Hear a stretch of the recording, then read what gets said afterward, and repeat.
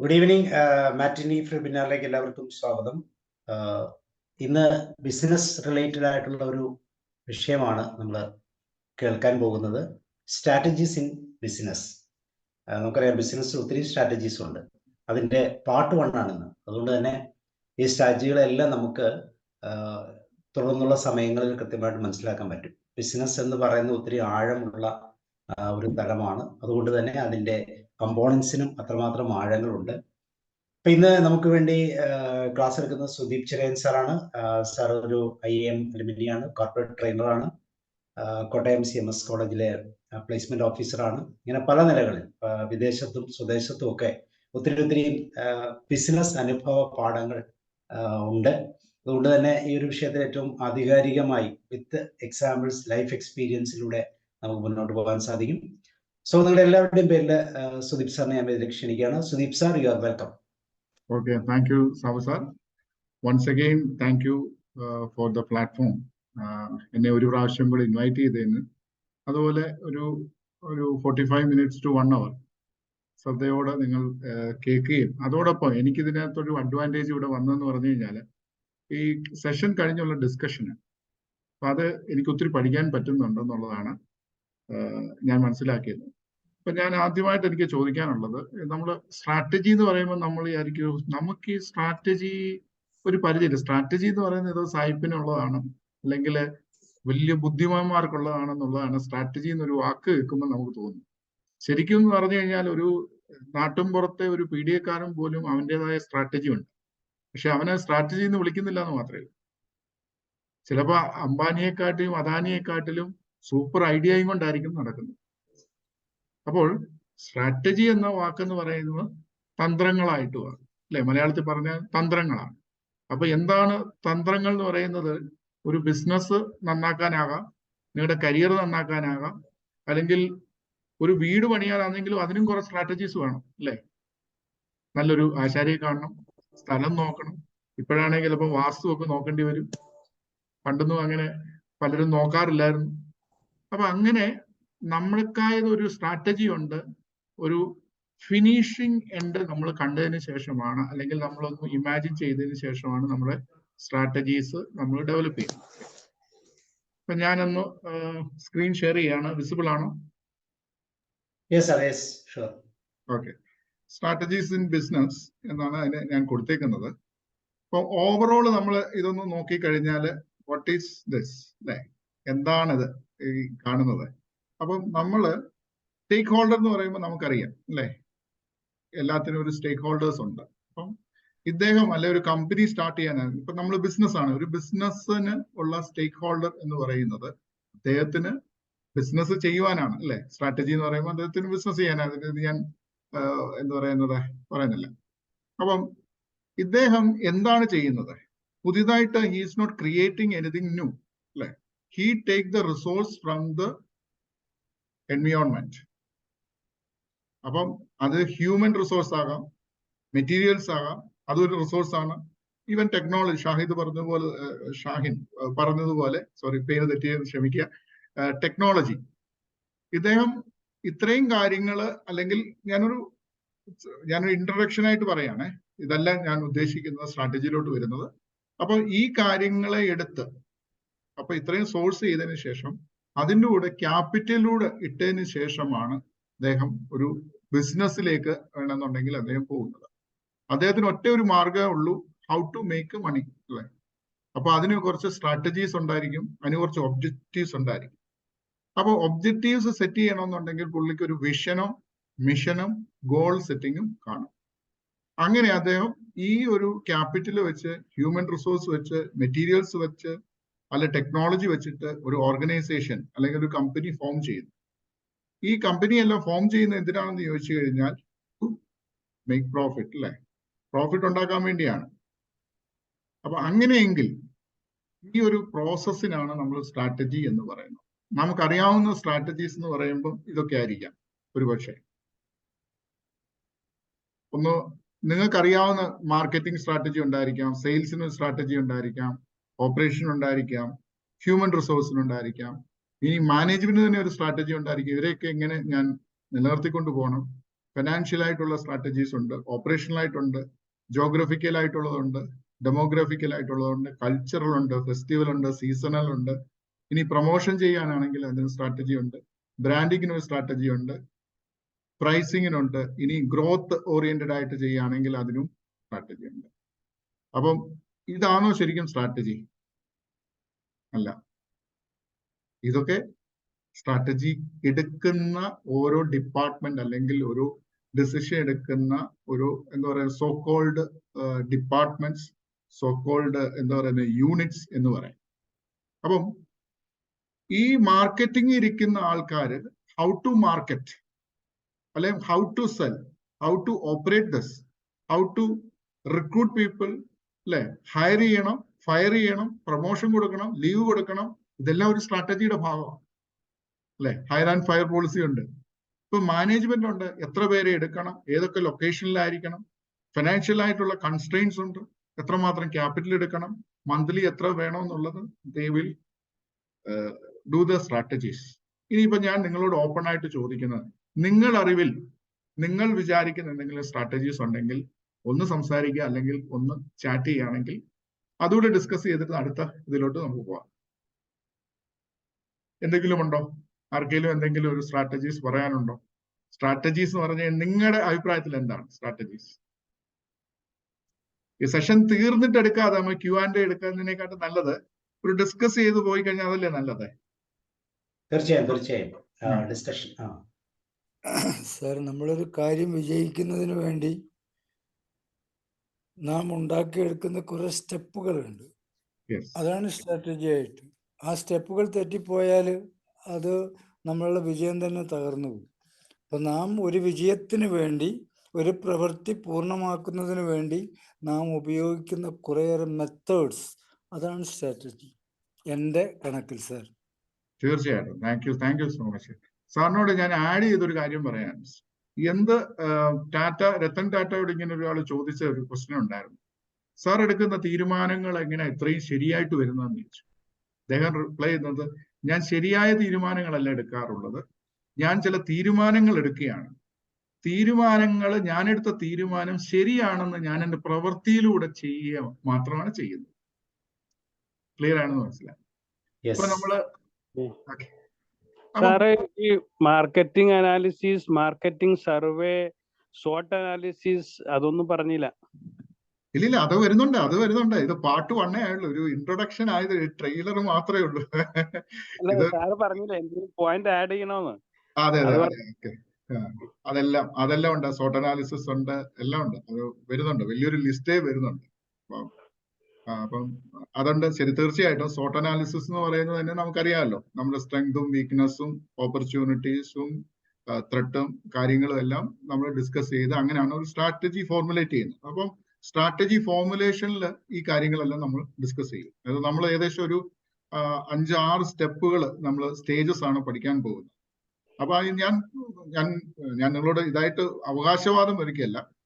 ഈ ഒരു സെഷനിലൂടെ, ഡിസ്കഷനിലൂടെ ഒരു 10 ക്ലാസ് കഴിയുമ്പോൾ, മിനിമം ഒരു 10 ക്ലാസ് കഴിയുമ്പോൾ നിങ്ങൾക്ക് മനസ്സിലായി ഇത് എങ്ങനെയാണ് ഒരു സ്ട്രാറ്റജി ഡെവലപ്പ് ചെയ്യുന്നത്. അത് I am sure about that, 100% sure about.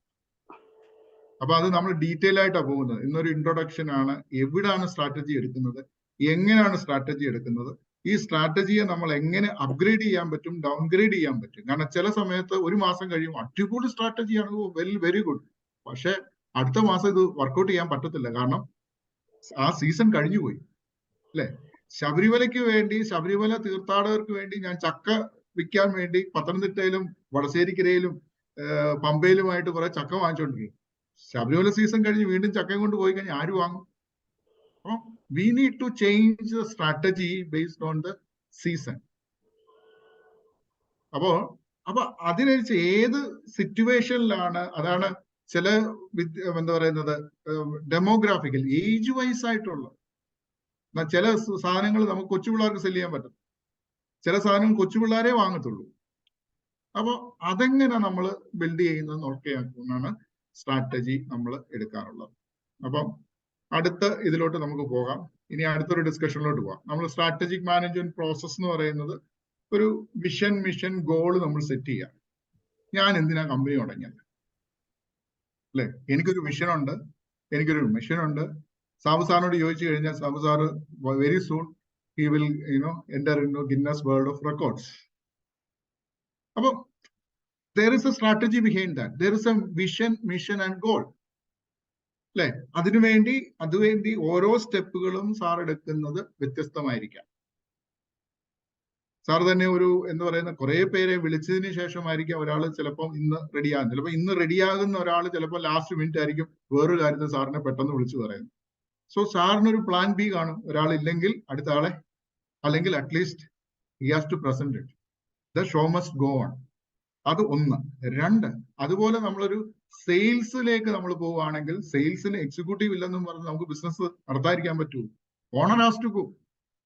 പിന്നെ എൻവയോൺമെന്റ് സ്കാനിങ്, അതിനാണ് മാർക്കറ്റ് റിസർച്ച്, സോട്ട് അനാലിസിസ് എല്ലാം വരുന്നത്. മൂന്നാമത്തെ സ്റ്റെപ്പ് എന്ന് പറയുന്നത് സ്ട്രാറ്റജി ഫോർമുലേഷൻ. പല സ്ട്രാറ്റജീസ് നമുക്ക് ഐഡിയാസ് വരും. ഞാൻ എക്സാമ്പിൾ നേരത്തെ എനിക്കൊന്ന് ബ്രാൻഡിങ്ങിലോ മാർക്കറ്റിങ്ങിലോ സെഷനിൽ ഞാൻ പറഞ്ഞിട്ടുണ്ടായിരുന്നു. ഞാൻ MBA പഠിക്കുന്ന സമയത്ത് പ്രൊഫസർ പറഞ്ഞൊരു സ്റ്റോറിയാണ്, കോൾഗേറ്റിന്റെ സ്റ്റോറിയാണ്. അപ്പം അവര് എന്താ പറയുന്നത്, സെയിൽസ് കൂട്ടുവാൻ വേണ്ടി അവര് സ്ട്രാറ്റജിക്ക് വേണ്ടി അവര് കൂടിക്കഴിഞ്ഞപ്പോൾ മീറ്റിങ്ങിൽ അവർ പറയുന്നു ഇത്ര പേസ്റ്റ് ഒരു മാസം കൊണ്ട് പോകുന്നുണ്ടെങ്കിൽ, പക്ഷെ മാക്സിമം പേസ്റ്റുകൾ അവർ പേസ്റ്റ് ആണല്ലോ, കോൾഗേറ്റ് എന്ന് പറയുന്ന പേസ്റ്റ് എന്ന് പറഞ്ഞ ബ്രാൻഡ് ആയിരുന്നല്ലോ. I am talking about this was A story happen in 80s. പക്ഷെ 94ലാണ് ഈ സ്റ്റോറി ഞാൻ കേട്ടത്. അപ്പോൾ അന്നത്തെ കോമ്പറ്റീറ്ററായ എന്താ പറയുന്ന ബാബുൽ ഉണ്ട്, ബിനാക്ക ഉണ്ട്, സിബാക്ക ഉണ്ട്, അല്ലെ? അങ്ങനെയുള്ള ക്ലോസപ്പ് ഉണ്ട്. ഇന്ന് കാണുന്ന എല്ലാ പേസ്റ്റുകളും വന്നില്ലായിരുന്നു.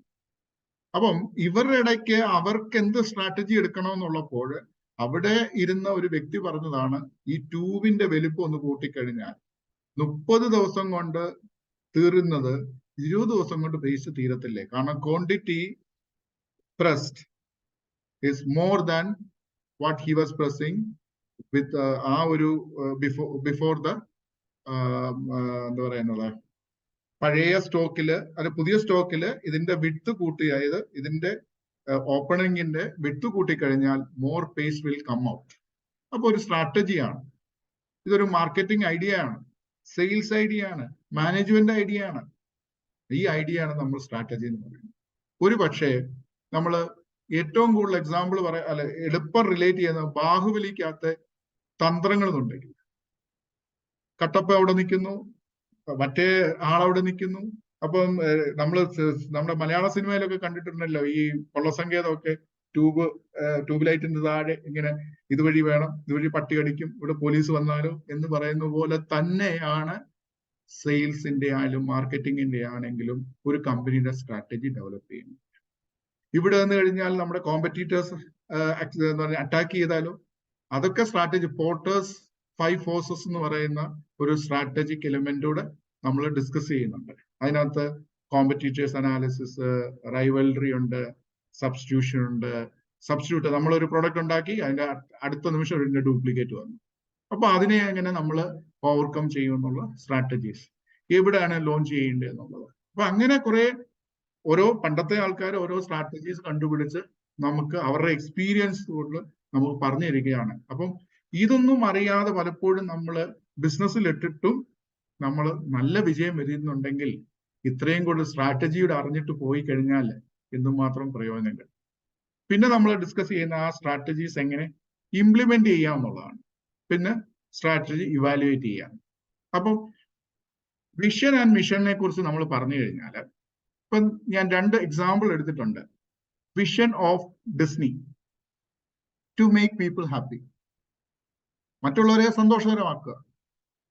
ഐക്യയുടെ വിഷൻ എന്ന് പറയുന്നത് to create better everyday life for many people. IKEA എന്ന സാധനം വാങ്ങിച്ചുള്ളവർക്ക് അറിയാം, ഐക്യ എന്ന് നമുക്ക് ഫിനിഷ്ഡ് പ്രൊഡക്റ്റ് വളരെ റെയർ ആയിട്ട് കിട്ടും. എന്ന് പറഞ്ഞ ഒരു ഫർണിച്ചർ ഞാൻ വാങ്ങിച്ചു കഴിഞ്ഞാൽ എനിക്ക് പീസായിട്ട് കിട്ടും, അതുപോലെ കുറെ സ്ക്രൂവും അതും ഇതൊക്കെ ആണി കാര്യങ്ങളൊക്കെ കിട്ടും. അതിനുശേഷം ഒരു മാനുവൽ എഴുതിയിട്ടുണ്ട് ഇതെങ്ങനെ ഫിറ്റ് ചെയ്യാം. വീട്ടിൽ വന്നു കഴിഞ്ഞാൽ ഇതൊരു ആഘോഷമാണ്. ഞാൻ മക്കളെ വിളിക്കും, ഭാര്യയെ വിളിക്കും, അങ്ങനെ കബോർഡ് ഇങ്ങനെ വെച്ചതിന് ശേഷം അവർ എഴുതിയിട്ടുണ്ട് സ്റ്റേജ് 1, സ്റ്റേജ് 2. അപ്പൊ അതിന് കിട്ടുന്ന ഒരു സന്തോഷമുണ്ടല്ലോ. ഫാമിലി ആയിട്ട് ജോയിൻ ചെയ്തു. മറ്റേ ആണെങ്കിൽ ഒരു വലിയൊരു കബോർഡ് കൊണ്ട് നമ്മൾ വെച്ചു. ഇത് കറക്റ്റ് ആയിട്ട് ഫിക്സ് ചെയ്യുന്നു, ഒരിക്കലും ഇളകി പോകത്തില്ല. So they are giving A better everyday life for many people. അപ്പം നമുക്കൊരു കാര്യം ടൈക്കേന്ന് വാങ്ങിച്ചതിന് അപ്പുറമായിട്ട് നമ്മൾ എന്തോ കാര്യം സ്വന്തമായിട്ട് ചെയ്തു എന്നൊരു സാറ്റിസ്ഫാക്ഷൻ ആണ് ഐക്യ ഡെവലപ്പ് ചെയ്യുന്നത്. അതുപോലെ ഐക്യയുടെ food court, that is also something very different from others.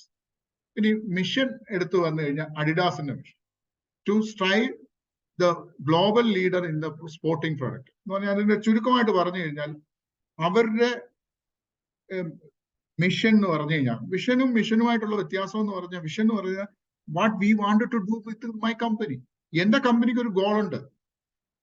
അത് കുറച്ചുകൂടെ കഴിയുമ്പോൾ ഞാൻ അത് പറയാം. ഐക്യയുടെ കാര്യം പറയാം, സോറി ഡിസ്നിയുടെ ഒന്നുകൂടെ ഞാൻ എക്സാമ്പിൾ ഒന്ന് എടുത്തു പറയാം. അത് വേണമെങ്കിൽ ഒന്നുകൂടെ വന്നിട്ട് പറയാം. ഓക്കെ, വിഷൻ ഇത് ഇച്ചിരി ക്ലാരിറ്റിക്ക് വേണ്ടി ഞാനൊന്ന് സ്ലൈഡ് മാറിപ്പോയി ഇച്ചിരി ആഡ് ചെയ്തു. വിഷൻ എന്ന് പറഞ്ഞാൽ we create happiness. Mission by providing the finest entertainment to the people of all ages. അതായത് ചെറുപ്പത്തിൽ ഇരിക്കുന്ന കൊച്ചു പിള്ളേർക്കും പ്രായമുള്ളവർക്കും ഒരുപോലെ എൻജോയ് ചെയ്യാൻ പറ്റുന്ന ഒരു സിനിമയാണ് അവർ പ്രൊഡ്യൂസ് ചെയ്യത്തുള്ളൂ. കാരണം ഒരു ബാഡ് ലാംഗ്വേജ് അതിനകത്തില്ല, ഒരു അൺകംഫർട്ടബിൾ ആയിട്ടുള്ള സീൻസോ ഡയലോഗ്സോ ഇല്ല, നോ സെക്ഷുവൽ സിറ്റുവേഷൻസ് ഇല്ല, അപ്പം വയലൻസ് ഇല്ല. അപ്പം ഒരു ഡിസ്നി സിനിമ ഉണ്ടെങ്കിൽ 100% ഗ്യാരണ്ടി ആയിട്ട് ഒരു ഫാമിലിക്ക് പോയി കാണും. And they give happiness and they give entertainment. അപ്പോൾ അതാണ് അവരുടെ വിഷനും മിഷനുമായിട്ടുള്ളത്. അപ്പൊ അഡിഡാസ് എന്ന് പറയുന്ന സ്പോർട്സ്, അവരുടെ മിഷൻ എന്ന് പറയുന്നത് ഒരു സ്പോർട്ടിംഗ് ലൈഫിലേക്കാണ്. അഡിഡാസിൽ എന്റെ കസിൻ വർക്ക് ചെയ്യുന്നുണ്ടായിരുന്നു ദുബൈയില്. ആദ്യത്തെ ദിവസം തന്നെ കോട്ടും ടൈയും കോട്ടും ഒക്കെ ഇട്ട് പോയി ചെന്ന് കഴിഞ്ഞപ്പോൾ ഉണ്ട് അവിടെ ട്രൗസറും ഇട്ട് ഫുട്ബോളും കളിച്ച് ടീഷർട്ടും ഇട്ട് ആൾക്കാർ നിൽക്കുന്നു. He was surprised. കാരണം they promote the sporting spirit in the people. ആമസോണിന്റെ നിങ്ങൾ ശ്രദ്ധിക്കുക. Amazon we seek the earth most customer centric company for 4 primary customer sets. And easy എന്ന് പറയും. ഈസി ആയിട്ട് കസ്റ്റമർ, കാരണം ഇപ്പൊ ആമസോണിലല്ലേ എല്ലാം വാങ്ങുന്നത്. ഈസി എന്ന് പറഞ്ഞാൽ എന്റർപ്രൈസസിനെയും സെല്ലേഴ്സിനെയും അത് കൺസ്യൂമേഴ്സ് ചെയ്യും. കാരണം നമ്മളെല്ലാം വാങ്ങുന്നവരല്ലേ. അപ്പൊ സെല്ലേഴ്സും ഉണ്ട്, കൺസ്യൂമേഴ്സും ഉണ്ട്, കമ്പനിക്കാരുണ്ട്, ഇനി കോണ്ടന്റ് ക്രിയേറ്റേഴ്സ് ഉണ്ട്. അപ്പൊ ഇങ്ങനെ അവര് എന്താ പറയുന്നത്, ഓരോ കമ്പനിയും അവരുടെ ഗോൾ സെറ്റിങ്ങും വിഷനും മിഷനും ഒക്കെ ക്രിയേറ്റ് ചെയ്യുന്നത് that's for their growth and their values. വാല്യൂസിനെ കുറിച്ച് ഞാൻ കുറച്ച് കഴിഞ്ഞ് പറയുന്നതായിരിക്കും. അപ്പം എന്തുകൊണ്ട് ഒരു മിഷൻ സ്റ്റേറ്റ്മെന്റിനകത്ത് ക്യാരക്ടറിസ്റ്റിക്സ് വരുന്നു എന്ന് പറയുന്നത്, they are unique in there business, they are create expectations, they are realistic ആണ്, മെമ്മറബിൾ ആണ്, അല്ലെങ്കിൽ പോസിറ്റീവ്. ഇത് ഒരു എന്താ പറയുക തിയറട്ടിക്കൽ വേയിൽ ഇത് പോകുന്നതുകൊണ്ട് ഞാൻ ഇച്ചിരി അങ്ങോട്ട് മാറ്റി പോവാണ്. It is all about Disney has a choices. It is all your choice. You wanted to cheat the customer. You wanted to help the customer. ഞാൻ കഴിഞ്ഞ ഒരു പ്രാവശ്യം സെയിൽസ് ഇൻ ബിസിനസ് അല്ലെങ്കിൽ മാർക്കറ്റിംഗ് ഇൻ ബിസിനസ്സിനകത്ത് പറഞ്ഞു, the sales is not selling. Sales is all about helping. Similarly, Disney is helping people as a family come together, watch the movie. ഇപ്പം എത്ര പേര് ഇപ്പൊ എക്സാമ്പിൾ പറഞ്ഞു, ഇപ്പോഴുള്ള സിനിമയൊക്കെ ഇറങ്ങി കഴിഞ്ഞാൽ നിനക്ക് സിനിമ കാണണം, നീ പോയി കണ്ടോ, ഞാൻ വരുന്നില്ല, നിന്റെ കൂടെ ഇരുന്ന് കാണാൻ എനിക്ക് പറ്റത്തില്ല. This is the situation. ഒബ്ജക്റ്റീവ്സിന്റെ സ്പെസിഫിക് ആണ്, മെഷറബിൾ ആണ്, അച്ചീവബിൾ ആണ്, അല്ല അറ്റൈനബിൾ ആണ്, റിലവന്റ് ആണ്, ടൈം ബൗണ്ടഡ് ആണ്. ഇത് ഞാൻ ഡീറ്റെയിൽ പറയുന്നില്ല, കാരണം ഇത് ഓൾറെഡി എല്ലാവരും ഡിസ്കസ് ചെയ്യുന്ന സബ്ജക്റ്റുകളൊക്കെയാണ്. What is goal? ഗോൾ എന്ന് പറയുന്നതും ഒബ്ജക്റ്റീവ്, ഇതും ഞാൻ പറഞ്ഞതിന് ശേഷമാണ് സ്ട്രാറ്റജിയിലോട്ട് എത്തുന്നത്. അപ്പം ഇതും ഗോളും ഒബ്ജക്റ്റീവും സ്ട്രാറ്റജിയും തമ്മിലുള്ള ആ ഒരു വ്യത്യാസം പറഞ്ഞു പോകാൻ വേണ്ടിയാണ് ഈ കാര്യങ്ങളൊക്കെ എടുക്കുന്നത്. Goal is to I want to lose 40 pounds by Christmas. ഇതൊരു ഗോളാണ്. ഒബ്ജക്റ്റീവ് ആണെങ്കിൽ I will follow Atkins diet. I will do 30 minutes of cardio exercise per day and 20 minutes lifting. This is my objectives. ആ പ്രോസസ്സിനെ. അപ്പോൾ എന്നാൽ ഒരു ബിസിനസ്സിലാണെങ്കിൽ, for example ABC company reported at giant loss ആണെങ്കിൽ എന്തായിരിക്കും ഗോള്? ഈ ഒരു സിക്ക് യൂണിറ്റിനെ നമ്മൾ പ്രോഫിറ്റബിൾ ആക്കണമല്ലോ. അപ്പോൾ ടു ബിക്കം പ്രോഫിറ്റബിൾ ആകണമെന്നുണ്ടെങ്കിൽ നഷ്ടം ഓരോ ദിവസവും നഷ്ടം നടത്തിക്കൊണ്ടിരിക്കുകയാണെങ്കിൽ നമുക്ക് എന്ത് ചെയ്യാൻ? കുറച്ച് എംപ്ലോയീസിനെ പിരിച്ചുവിടേണ്ടി വരും, ചില ബ്രാഞ്ചസ് ക്ലോസ് ചെയ്യേണ്ടി വരും. അപ്പൊ അങ്ങനെയുള്ള കുറച്ച് പേയ്മെന്റ്സ് ഒക്കെ ഡിലേ ചെയ്യേണ്ടി വരും. അപ്പൊ ചില ഒബ്ജക്റ്റീവ്സ് എന്ന് പറയുമ്പോൾ ഈ ചില കാര്യങ്ങളിലേക്ക് നമ്മൾ കടക്കുമ്പോഴാണ് ഈ സ്ട്രാറ്റജി നമ്മൾ ഡെവലപ്പ് ചെയ്തത്. പിന്നുള്ളത് ഫിനാൻഷ്യൽ ഗോൾസ് ഉണ്ട്, സ്ട്രാറ്റജിക് ഗോൾ ഉണ്ട്. ഇതാണ് ഞാൻ പറയാൻ വന്നത്. നമ്മൾ ഈ ഒരു യാത്രയിൽ we will be discussing all kind of strategies, 7S framework, Porter's 5 forces, SWOT analysis, value chain analysis, BCG matrix, J matrix, Close matrix, strategic canvas, balance board, blue ocean under red ocean, blue and red ocean strategy. ഇതെല്ലാം നമ്മൾ discuss ചെയ്ത് പോകുന്നതാണ്. SWOT analysis, of course, it is quite common. അപ്പൊ ഒരു കമ്പനിയുടെ SWOT analysis പറഞ്ഞതിന് ശേഷം ഞാൻ ഡീറ്റെയിൽ ആയിട്ടൊന്നും പറയുന്നില്ല. SWOT അനാലിസിസ് കാരണം നിങ്ങൾക്ക് എല്ലാം അറിയാം. പക്ഷെ നമുക്ക് SWOT അനാലിസിസ് ഇൻ ഡീറ്റെയിൽ അടുത്ത സെഷനിൽ നമ്മൾ ഒരു കമ്പനിയെ നമ്മൾ കൊണ്ടുവന്നിട്ട് നമ്മൾ ഡിസ്കസ് ചെയ്ത്, അതായത് തിയറി പറയുന്നത് ഇന്നത്തെ എന്ന് പറയുന്നത് ഞാൻ തിയറി ഒരു ഇൻട്രോ ആയിട്ടാണ് പോകും. അടുത്ത ദിവസം ഞാൻ വരുന്നത് ഒരു കമ്പനിയുടെ പ്രശ്നങ്ങളുമായിട്ട് ഞാൻ വരും. ആ കമ്പനിയെ നമ്മളെല്ലാം കൂടെ ഒന്ന് അനലൈസ് ചെയ്ത് പോസ്റ്റ്മോർട്ടം ചെയ്ത് എന്തായിരിക്കും സ്ട്രെങ്ത്, അവരുടെ വീക്ക്നെസ് എന്താണ്, what are the opportunities, what are the threats എന്ന് നമ്മൾ മറ്റൊരു കേസ് സ്റ്റഡി എടുത്ത് നമ്മൾ അനലൈസ് ചെയ്യുകയാണെങ്കിൽ നമ്മൾക്ക് കുറെ സ്ട്രാറ്റജീസ് നമുക്ക് പഠിക്കാൻ പറ്റും. നമ്മുടെ ബിസിനസ്സിൽ കുറെ സ്ട്രാറ്റജീസ് നമുക്ക് ഇംപ്ലിമെന്റ് ചെയ്യാം. ഓക്കെ ആണോ? എന്ത് പറയുന്നു? അതല്ലേ നല്ലത്. കാരണം നമ്മൾ ഒരു ടീച്ചിങ് മോഡൽ, ഇതിപ്പോ ഏകദേശം ഞാൻ MBA പഠിപ്പിക്കുന്നു അല്ലെങ്കിൽ ക്ലാസ്സിൽ പഠിപ്പിക്കുന്ന പോലെ തിയറി ആയിട്ട് പോകുന്നതിനെക്കാട്ടും നല്ലത് വിൽ ഗോ പ്രാക്ടിക്കൽ. അപ്പം കുറച്ച് കമ്പനിയുടെ കേസ് എന്താ പറയാ, ഇങ്ങനെ ഒരു പ്രോബ്ലം ആണ് കമ്പനി തന്നെ, വാട്ട് ആർ ദ സ്ട്രാറ്റജീസ്. ഈ സ്ട്രാറ്റജി ഓൾറെഡി എടുത്തവരും ഒക്കെ ആയിരിക്കും, പഴയ കമ്പനി ആയിരിക്കും കൊണ്ടിരുന്നത്. കാരണം ഈ സ്ട്രാറ്റജി കറക്റ്റ് ആണോ ഇല്ലയോ എന്നുള്ളത് നമുക്കും അറിയണമല്ലോ. കാരണം ഇപ്പൊ ഒരു സംഭവം നടക്കുകയാണ്, നമുക്ക് സ്ട്രാറ്റജി എടുക്കാം. We don't know what was the result. So we'll some old cases നിങ്ങൾ കേട്ടിട്ടുള്ളതായിരിക്കാം. അപ്പൊ അവരെന്ത് സ്ട്രാറ്റജിയാണ് എടുത്തത്, അതെങ്ങനെ സ്ട്രാറ്റജി എന്താ പറയുന്നത് ഇംപ്ലിമെന്റ് ചെയ്തപ്പോൾ അവർക്ക് വന്ന ബുദ്ധിമുട്ടുകൾ എന്താണ്, ഇതെല്ലാം നമ്മൾ ഡീറ്റെയിൽ ആയിട്ട് വേണമെങ്കിൽ കേസ് സ്റ്റഡീസിന് വേണ്ടി നമുക്ക് വേണമെങ്കിൽ വേറൊരു സെഷൻ വേണമെങ്കിലും എടുക്കാം. ഓരോ ദിവസവും ഓരോ കേസ് സ്റ്റഡീസ് ആയിട്ട് ഇറ്റ് ഞാൻ പറഞ്ഞില്ലേ, ഇതൊക്കെ എന്ന് പറയുന്ന സാബുസാറൊക്കെ ചെയ്യുന്നതെന്ന് പറയാം, ഇതൊരു വലിയൊരു it is beneficial four years. യൂട്യൂബിൽ ഇതിങ്ങനെ കിടന്നോളൂ, ആർക്ക് വേണേലും ഇത് ചെക്ക് ചെയ്യാൻ പറ്റും. ലൈഫിനെ കുറിച്ചായിട്ട്, മെഡിറ്റേഷനെ കുറിച്ചായിട്ട്, എന്തിനെ കുറിച്ചുള്ള everything. It is an encyclopedia in Sabu Keralam YouTube, right? People can come and watch whatever they want, whatever their interest. It's a great initiative. അപ്പം ഇന്ന് ബിസിനസ്സിലാണെങ്കിൽ തീർച്ചയായിട്ടും നമുക്ക് അതിനെ ഓരോന്നും എന്ന് പറയുന്നത് പഞ്ചായത്തിലെ ഓരോ അരിയും പറക്കുന്ന ഇന്നസെന്റ് പറഞ്ഞ പോലെ നമുക്ക് അങ്ങനെ പറഞ്ഞു.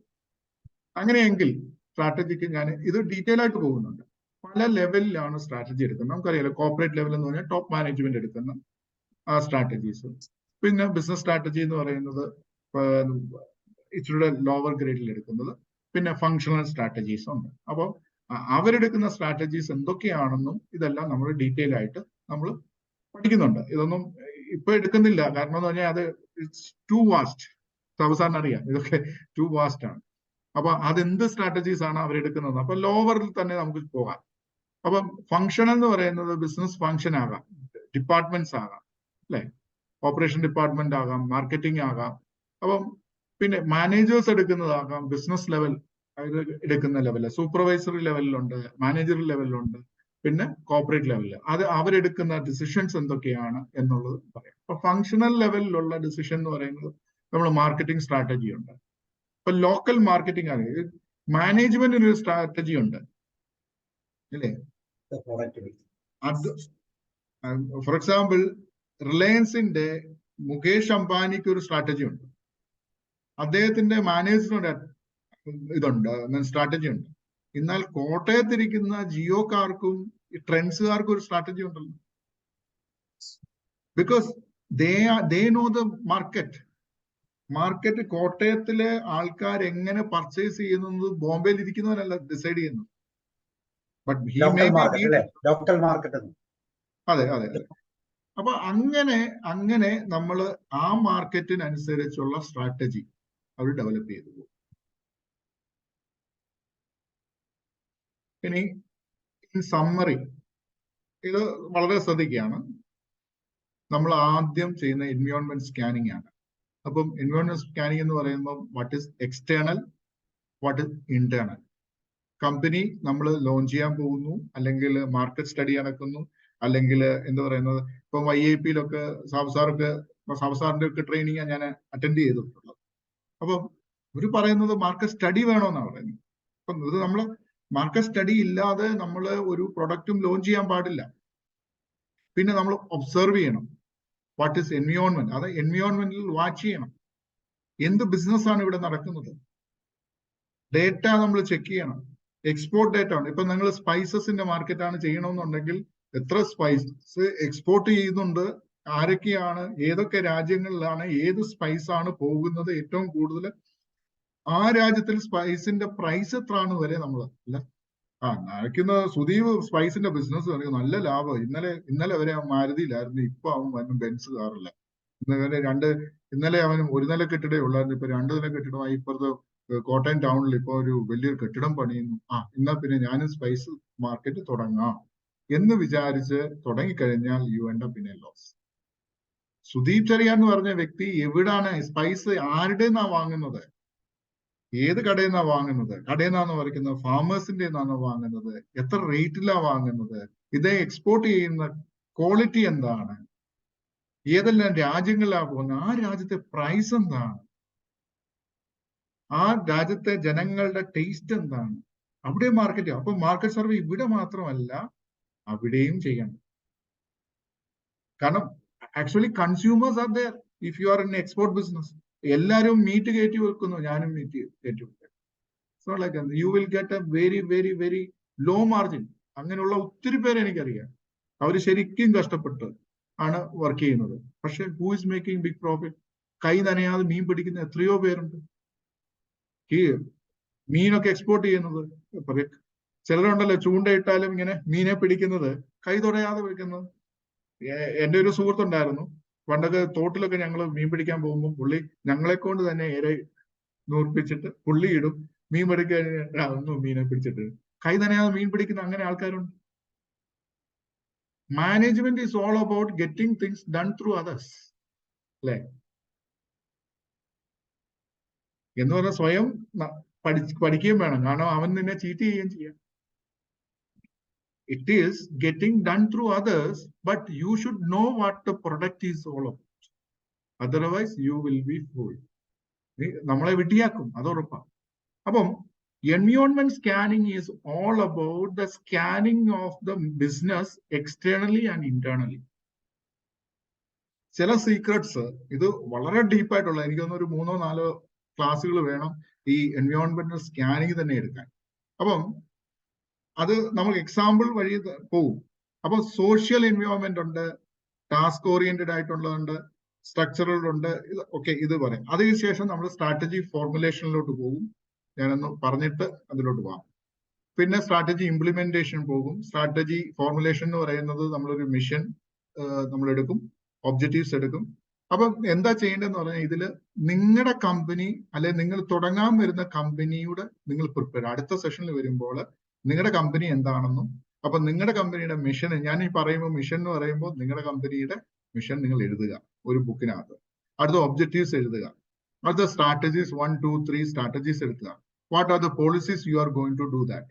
അതിനുശേഷം അടുത്ത ക്ലാസ്സിൽ വരുമ്പോൾ ഈ ഒരു ക്ലാസിന്റെ ഒരു സ്ട്രാറ്റജി ഫോർമുലേഷൻ നിങ്ങൾ അത് ചെയ്തോ ഇല്ലയോ എന്നുള്ളത് ഞാൻ ചോദിക്കത്തില്ല, പക്ഷെ you ask yourself. Then the strategy how you are going to implement. അത് ഏതൊക്കെ പ്രോഗ്രാംസ് ആണ്, അതിന്റെ ബഡ്ജറ്റിംഗ് എങ്ങനെയാണ്, അതിന്റെ പ്രൊസീജിയർ എങ്ങനെയാണ്, അതിനുശേഷം ഇത് ഇവാലുവേറ്റ് ചെയ്യുന്നത് എങ്ങനെയാണെന്നോ മാത്രം നമ്മൾ അത് ചെയ്യാം. അപ്പൊ എൻവയോൺമെന്റൽ സ്കാനിങ്ങിലേക്ക് നമ്മൾ അടുത്ത ഒരു ഇതിലോട്ട് പോവുകയാണ്. ഇതുവരെ എന്തെങ്കിലും ഒരു ക്വസ്റ്റ്യൻസ് ഉണ്ടെങ്കിൽ ചോദിക്കാം. അപ്പൊ അങ്ങനെയാണെങ്കിൽ നമുക്ക് ഏകദേശം ഇത് എന്ന് പറഞ്ഞു കഴിഞ്ഞാൽ ഞാൻ ഡീറ്റെയിൽ ആയിട്ട് പോയില്ല. ഈ എൻ്റെ ഒരു 10 സെഷൻ ഉണ്ടെങ്കിൽ 10ന്റെ ഒരു സമ്മറി മാത്രമാണ് ഇത്രയും വരെ സംസാരിച്ചത്. ഒന്നുമില്ല. ഞാൻ ഒരു പുറന്തോട് മാത്രമേ പറഞ്ഞിട്ടുള്ളൂ. അപ്പൊ നമ്മൾ അകത്തോട്ട് കയറുകയാണ്. വാട്ട് ഈസ് സ്ട്രാറ്റജി, എന്തൊക്കെയാണ് എന്താ പറയുന്നത്, എൻവിയോൺമെന്റ് സ്കാനിങ് ചെയ്യുക. സ്കാനിങ് എന്ന് പറഞ്ഞു കഴിഞ്ഞാൽ നമ്മൾ ഹോസ്പിറ്റലിൽ പോയി സ്കാൻ ചെയ്യാന്ന് കഴിഞ്ഞാൽ നമ്മുടെ എല്ലൊടിഞ്ഞോ കുഴപ്പമുണ്ടോ ഇല്ലയോ എന്നുള്ളത്. മാർക്കറ്റ് സ്കാനിങ് ആണ് നമുക്ക്. റിസർച്ചിനെക്കാട്ടിൽ സ്ട്രാറ്റജിക് ബിസിനസ് ആൾക്കാര് സ്ട്രാറ്റജി പഠിക്കുന്നവര് സ്കാനിങ് എന്ന് പറയുന്നത്. അവനെ സ്കാൻ ചെയ്ത് കഴിഞ്ഞു, അവന്റെ തോക്കുണ്ടോ, ഇതുണ്ടോ, അവന്റെ എല്ലിനകത്ത് എന്തെങ്കിലും ഉണ്ടോ, അവൻ എന്താ കഴിച്ചതെന്ന് വരെ കണ്ടുപിടിക്കാനുള്ള കഴിവുണ്ട്. You should have a eagle eye എന്ന് പറയുമ്പോൾ അതിനെക്കാട്ട് പറയുന്നത് you should have a x-ray eye എന്ന് പറയുന്നതാണ് കറക്റ്റ്. കാരണം എന്ന് പറഞ്ഞാൽ മറ്റുള്ളവരെ അത്രമാത്രം പഠിച്ചെങ്കിൽ മാത്രമേ ഒരു ബിസിനസ്സിലോട്ട് പോകാൻ പറ്റൂ. എന്തെങ്കിലും ഇപ്പം ഡിസ്കഷൻ ഉണ്ടെങ്കിൽ നമുക്ക് ഡിസ്കസ് ചെയ്തിട്ട് നെക്സ്റ്റ് ഇതിലോട്ട് പോകാം. സാറ് പറഞ്ഞത് ശരിയാ. ഏത് കാര്യത്തിലായാലും ഒരു സ്കാനിങ് വളരെ അത്യാവശ്യമാണ്. നമ്മൾ പലപ്പോഴും ഒരു പണിക്കാരൻ അവൻ ആ ഫീൽഡിൽ എക്സ്പേർട്ട് ആണല്ലോ എന്ന് വിചാരിച്ച് പല കാര്യങ്ങൾ ഏൽപ്പിച്ചാലും പലപ്പോഴും അബദ്ധം പറ്റാറുണ്ട്. അപ്പോൾ അതിനെപ്പറ്റി പൂർണ്ണമായിട്ടൊരു സ്കാനിങ് നടത്തിയ ശേഷം നമ്മൾ അതിലോട്ട് ഇടപെടുവാണെങ്കിൽ കൂടുതൽ എളുപ്പമായിരിക്കും അനുഭവം കൊണ്ട് തോന്നുന്നു. അപ്പോൾ സാറ് പറഞ്ഞ് സ്കാനിങ് ഇമ്പോർട്ടൻ്റ് ആണ്. ഓക്കെ. എന്തെങ്കിലും ഒരു അഭിപ്രായം ഉണ്ടെങ്കിൽ പറയാം, അല്ലെ ഇതിനോട് എന്തെങ്കിലും എന്താ പറയുന്നത് അഭിപ്രായ വ്യത്യാസം ഉണ്ടെങ്കിലും ഡിസ്കസ് ചെയ്യാം. കാരണം എന്ന് പറഞ്ഞാൽ ഞാനൊരു പെർഫെക്റ്റ് മനുഷ്യനൊന്നും അല്ലല്ലോ, ആരും പെർഫെക്റ്റ് ആണെന്ന് ഞാൻ വിശ്വസിക്കുന്നില്ല.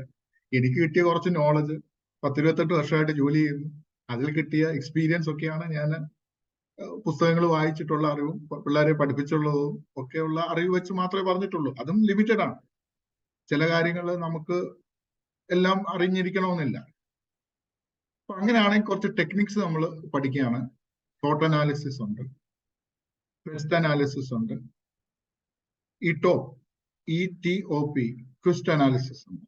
ഇത് നമ്മൾ ഡീറ്റെയിൽ ആയിട്ട് അടുത്ത ദിവസം നമ്മൾ പഠിക്കും. അതായത് നമുക്ക് വേണമെന്നുണ്ടെങ്കിൽ കുറച്ച് ഷോർട്ട് അനാലിസിസ് വേണമെങ്കിൽ ഒന്ന് പറഞ്ഞു പോകാം. Quest analysis, okay.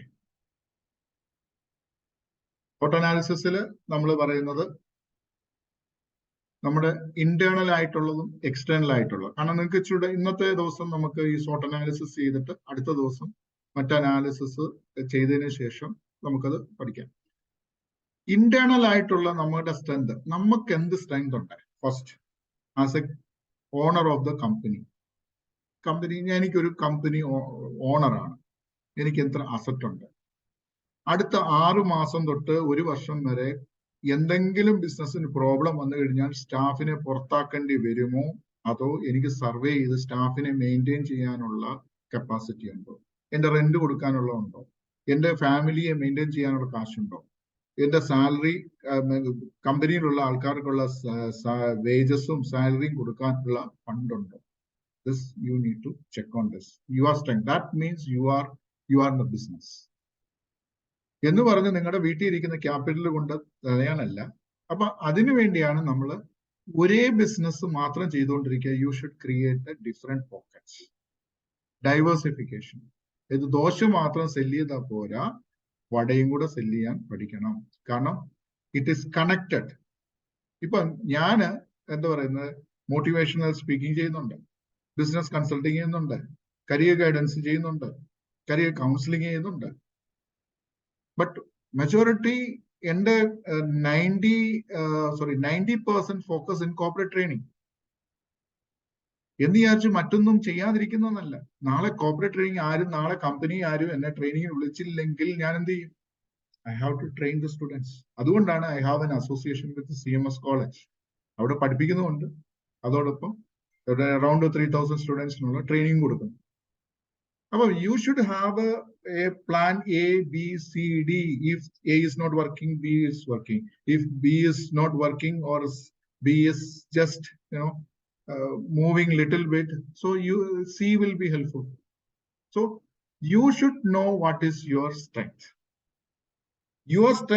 and the company strength. Company strength എനിക്കൊന്നും അറിയത്തില്ല, പക്ഷെ എന്നെ സഹായിക്കാനും ഈ ഒരു കമ്പനിയുടെ കാര്യങ്ങൾ മുന്നോട്ട് കൊണ്ടുപോകാൻ എനിക്ക് 5-6 അടിപൊളി staffs, well paid staffs. That's my strength. They go and get the business.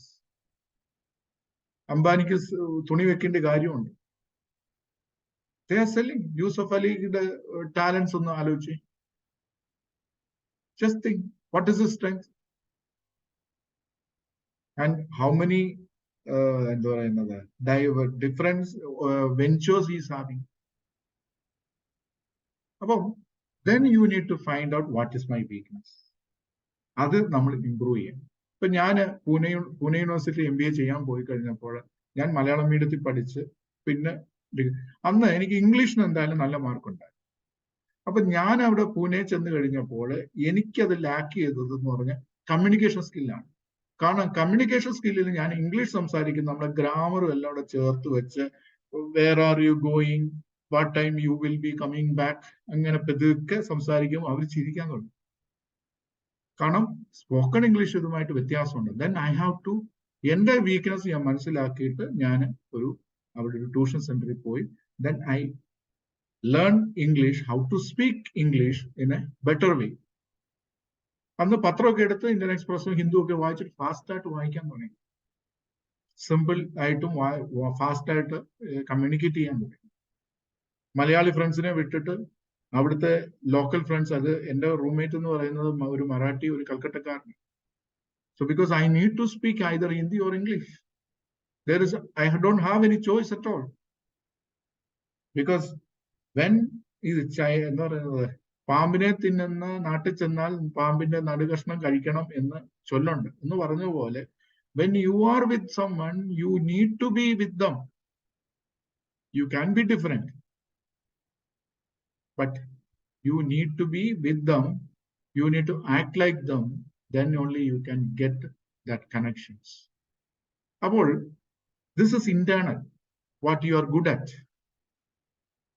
what people will looking with. ഇപ്പം എന്നെ സാബു സാർ ഇവിടെ വിളിക്കണമെന്നുണ്ടെങ്കിൽ എന്റെ സ്ട്രെങ്ത് പോയിന്റ് കണ്ടിട്ടാണ്. അല്ലെ നിങ്ങളെ ഓരോരുത്തരെയും വിളിക്കണമെന്നുണ്ടെങ്കിൽ നിങ്ങളുടെ സ്ട്രെങ്ത് പോയിന്റ് തന്നിട്ടുള്ളതായിരിക്കും. ഒരു പക്ഷേ നിങ്ങൾക്കൊരു അവസരം തരുന്നതായിരിക്കാം, എനിക്ക് ഒരു അവസരം തരുന്നതായിരിക്കാം. Maybe I don't talk in a better way, but he said okay, you can perform in my platform, you can practice in my platform, you can strengthen day by day. So എന്റെ weakness നല്ലൊരു presentation ചെയ്യാനുള്ള കുറവാണെങ്കിൽ use this medium as a practice sessions. ഇനി external ആയിട്ടുള്ളത് the opportunities, the business opportunities, expansion opportunities, joint venture opportunities, franchisee opportunities, അല്ലെ എന്തുമാത്രം opportunities ആണ്. Stockist opportunity, distribution ആയിട്ടുള്ള opportunities, sales representative, even liaison office. ഞാൻ work ചെയ്ത company എന്ന് പറയുന്നത് US കമ്പനിയുടെ ലൈസൺ ഓഫീസാണ്. They have just a tie-up, not even a joint venture. Then after 1 year they signed a joint venture. അപ്പോൾ whenever there is an opportunity, you need to sell. I have a franchisee for a Delhi company that is called NIFT, National Institute of Soft Skill Training. കോട്ടയത്തിന്റെ franchisee എനിക്കുണ്ട്. But if I'm not selling, 1 year they will wait. ഇപ്പൊ almost 1 year ആയി, പക്ഷെ എനിക്ക് market ചെയ്യാൻ പറ്റിയിട്ടില്ല. That's a weakness, because I don't have a staff working for me, or neither I am nor I am interested to put a staff to work on this. കാരണം ഞാൻ ഇതെടുത്തതിന് ശേഷം soft skill training എന്ന് പറഞ്ഞ ആൾക്കാരെ തട്ടി ഇവിടെ നടക്കാൻ പറ്റാത്ത പോലെ ആൾക്കാർ. But I took a franchisee because thinking that this franchisee will help me to do that. ചിലപ്പോൾ നമ്മൾ ഓപ്പർച്യൂണിറ്റി കിട്ടുമ്പോൾ ചിലപ്പോൾ അത് മിസ്റ്റേക്ക് ആകാം, ചിലപ്പോൾ അത് ഓപ്പർച്യൂണിറ്റി ആകാം. But it was working with other online platform. Threads, നമുക്കറിയാം അത് കോമ്പറ്റീഷൻ ആകാം. നമ്മൾ തന്നെ വളരുന്നില്ലെങ്കിൽ നമ്മൾ തന്നെയല്ലേ ഏറ്റവും വലിയ ഭീഷൺ. ഒരു കമ്പനി തുടങ്ങി, വാടക കൊടുക്കുന്നുണ്ട്. We are not running charity. വീട്ടിലിരിക്കുന്ന കാശെല്ലാം കൊടുത്ത് എല്ലാവർക്കും കൊണ്ട് ഡിസ്ട്രിബ്യൂട്ട് ചെയ്യാനല്ല നമ്മൾ ബിസിനസ്. പക്ഷെ think about that. I need to feed 100 people. വീട്ടിലിരുന്ന കാശ് earn money for 1,000 to feed 1,000 people and feed 100 people, no problem. So this SWOT analysis will work for career as well as in your business. അടുത്ത ഒരു analysis ആണ് വരുന്നത്. അപ്പം SWOT അനാലിസിസിൽ നമ്മൾ നിർത്തുകയാണ് ഇന്നത്തെ session. കാരണം എനിക്ക് 8:30 ഒരു സെഷൻ ഉണ്ട്. അപ്പം എന്താ പറയുന്നത്, അപ്പൊ അതുവരെ നമുക്കൊന്ന് ഡിസ്കസ് ചെയ്തിരിക്കാം എന്ന് വിചാരിച്ചു. കാരണം ഇനിയിപ്പോ എന്ന് പറയുന്നത്, ഞാൻ നിങ്ങളോട് പറയുന്നത് പെസ്റ്റൽ അനാലിസിസ് ഉണ്ട്. പെസ്റ്റൽ അനാലിസിസ് എന്ന് പറയുന്നത് ഈ പെസ്റ്റ് അനാലിസിസ് എന്ന് എഴുതിയിരിക്കുന്നത് പെസ്റ്റൽ ഉണ്ട്, അതായത് പൊളിറ്റിക്കൽ, എൻവയോൺമെന്റൽ, സോഷ്യൽ, അപ്പൊ അങ്ങനെ എല്ലാ രീതിയിലുള്ള അനാലിസിസ് നമ്മൾ ഡിസ്കസ് ചെയ്തിട്ടാണ് പോകുന്നത്. അതായത് കമ്പനി തുടങ്ങുന്നതിനെ കുറിച്ചാണ്, ഒരു ബ്രാഞ്ച് തുടങ്ങുന്നതിനെ പറ്റി. ആദ്യം തുടങ്ങുന്ന ടെസ്റ്റ് മാർക്കറ്റ് സർവേ എന്നുള്ളത് നമ്മൾ ആ വാക്ക് സർവേ എന്നുള്ള മനസ്സിൽ, സർവേ എന്ന് പറഞ്ഞു കഴിഞ്ഞാൽ പിന്നെ കേരള ഗവൺമെന്റിന്റെ കുറെ സർവേ ആൾക്കാർ വരുന്നുണ്ട്. നിങ്ങളെ സെൻസസ് എടുക്കാനുണ്ട്, പിന്നെ 10 പേര് 15 പേര്, താല്പര്യമൊന്നുമില്ല, കുഴപ്പമൊന്നുമില്ല. അതല്ല, we are scanning them. Scan ചെയ്യുന്നത് എന്തിനാ? ഈ സ്കാൻഡർ റിപ്പോർട്ട് എന്ത്? ഡോക്ടറെ അടുത്ത് ചെന്ന് കഴിഞ്ഞാൽ ഹി വിൽ ഗീവ് യു എന്താണ്? മെഡിസിൻ പ്രിസ്ക്രിപ്ഷൻ തരുന്നത് അതിനാണ്. Based on the scanning you take a decision whether you wanted to start a company or not. The scanning is must. അപ്പൊ SWOT അനാലിസിസ് എന്ന് പറഞ്ഞാൽ ആദ്യം നമ്മൾ തന്നെ വന്ന് അനലൈസ് ചെയ്യുക, നമ്മുടെ കമ്പനി അനലൈസ് ചെയ്യുക. എനിക്ക് ഇപ്പം കുറേ കോർപ്പറേറ്റ് ട്രെയിനിങ് എനിക്ക് ദൈവാനുഗ്രഹിച്ച് നവംബർ ഡിസംബർ എന്ന് പറഞ്ഞാൽ നിന്ന് ഇരിക്കാൻ സമയമില്ല. കാരണം എന്ന് പറഞ്ഞാൽ സാബു സാറിനറിയാം, കാരണം മിക്കവാറും കമ്പനിയുടെ ടുവേഴ്സ് ദ നവംബർ ഡിസംബർ ആകുമ്പോൾ CSR ഫണ്ട് അല്ല ട്രെയിനിങ് ചെയ്യേണ്ട ഇത്രയും, അന്നേരം ഓർക്കുന്നു ഇത്രയും ട്രെയിനിങ് ചെയ്യണമായിരുന്നല്ലോ. അപ്പോഴത്തേന് ആൾക്കാരെ വിളിക്കും. എനിക്ക് നിന്ന് 5 ദിവസം ഞാൻ ഹോസ്പിറ്റലായിരുന്നു, പലയിടത്ത് ഭക്ഷണം കഴിച്ചത്. 5 ദിവസം ഞാൻ ഹോസ്പിറ്റലൈസ് ആയിരുന്നു. I was busy with training and everything. Because ഒരു കോർപ്പറേറ്റ് പോകുന്നത് റെസ്റ്റ് എടുക്കുന്നില്ല, അടുത്തതിന് വരുന്നു. കാരണം അവർ ദൈവാനുഗ്രഹിച്ച് ഓരോരുത്തർ റെഫർ ചെയ്തു. Because I don't do any kind of much marketing, digital marketing അല്ല ചെയ്യുന്നത്. ഞാൻ വല്ലപ്പോഴും ഒരു 500 രൂപ എടുത്ത് ഇൻസ്റ്റാഗ്രാമിൽ ഒന്ന് ബൂസ്റ്റ് ചെയ്യും. അത് കുറച്ച് പേര് അവർ റിപ്പോർട്ട് ചെയ്യും. അത് കറക്റ്റ് ആണോ? എനിക്ക് ഇതുവരെ ഇൻസ്റ്റാഗ്രാമിൽ നിന്ന് ഒരു ബുക്കിംഗും കിട്ടിയിട്ടില്ല. ബുക്കിംഗ് കിട്ടിയിട്ടുള്ളത് ആൾക്കാർ, എന്നെ അറിയാവുന്ന ആൾക്കാർ മാത്രമേ. ഞാൻ what I am trying to say is you need to make others that what are you good at. What are you good at എന്ന് പറയുന്നതാണ് യുവർ സ്ട്രെങ്ത് പോയിന്റ്. അതിനനുസരിച്ച് അപ്പൊ ആൾക്കാർ മനസ്സിലാക്കുന്നു. Build the strength. What are you good at? What others are expecting from me, അല്ലേ? A solution. ഇപ്പൊ നമുക്ക് സാബു സാറൊക്കെ പഠിപ്പിച്ചതാണ് ഞങ്ങളെ, ഒരു പ്രോബ്ലം ഉണ്ടെങ്കിൽ മാത്രമേ ഒരു സൊല്യൂഷൻ ഉള്ളൂ. ദർ ഇസ് എ പ്രോബ്ലം, അല്ലേ? ഇപ്പൊ ഞാനൊരു സ്ട്രാറ്റജി പറയാണ്. ഫോർ എക്സാമ്പിൾ, ഇനി ഈ പ്രോബ്ലം നമുക്ക് ഉണ്ടാക്കാം. അത് ഞാൻ പറയുന്നില്ല, ജസ്റ്റ് ഒരു ഔട്ട്ലൈൻ ഉണ്ട്. നിങ്ങൾക്കറിയാമോ, കേരളത്തിലെ 90% ഓപ്പൺ വെല്ലും പൊള്യൂട്ടഡ് ആണ്. കുറെ സർവേയുടെ നമ്പർ പറയുന്നു. WHO കണക്കനുസരിച്ച്, പിന്നെ വാട്ടർ അതോറിറ്റിയുടെ, വാട്ടറല്ല, നമ്മുടെ മിനിസ്ട്രിയുടെ, ഹെൽത്ത് മിനിസ്ട്രിയുടെ കണക്കനുസരിച്ച് 90% ഇത് ടോക്സിക് ആണ്.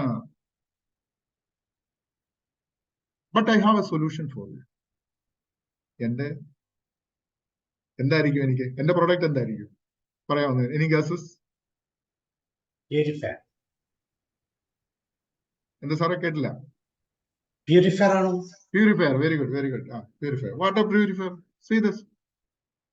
സോ പ്രോബ്ലംസ് ഉണ്ടോ ഇല്ലെന്ന് നമ്മളാരും കാണുന്നില്ല. ഇപ്പൊ വാട്ടർ പ്യൂരിഫയർ അതല്ലേ പറയുന്നത്, ആ ബിസിനസ് അതല്ലേ വെക്കുന്നത്.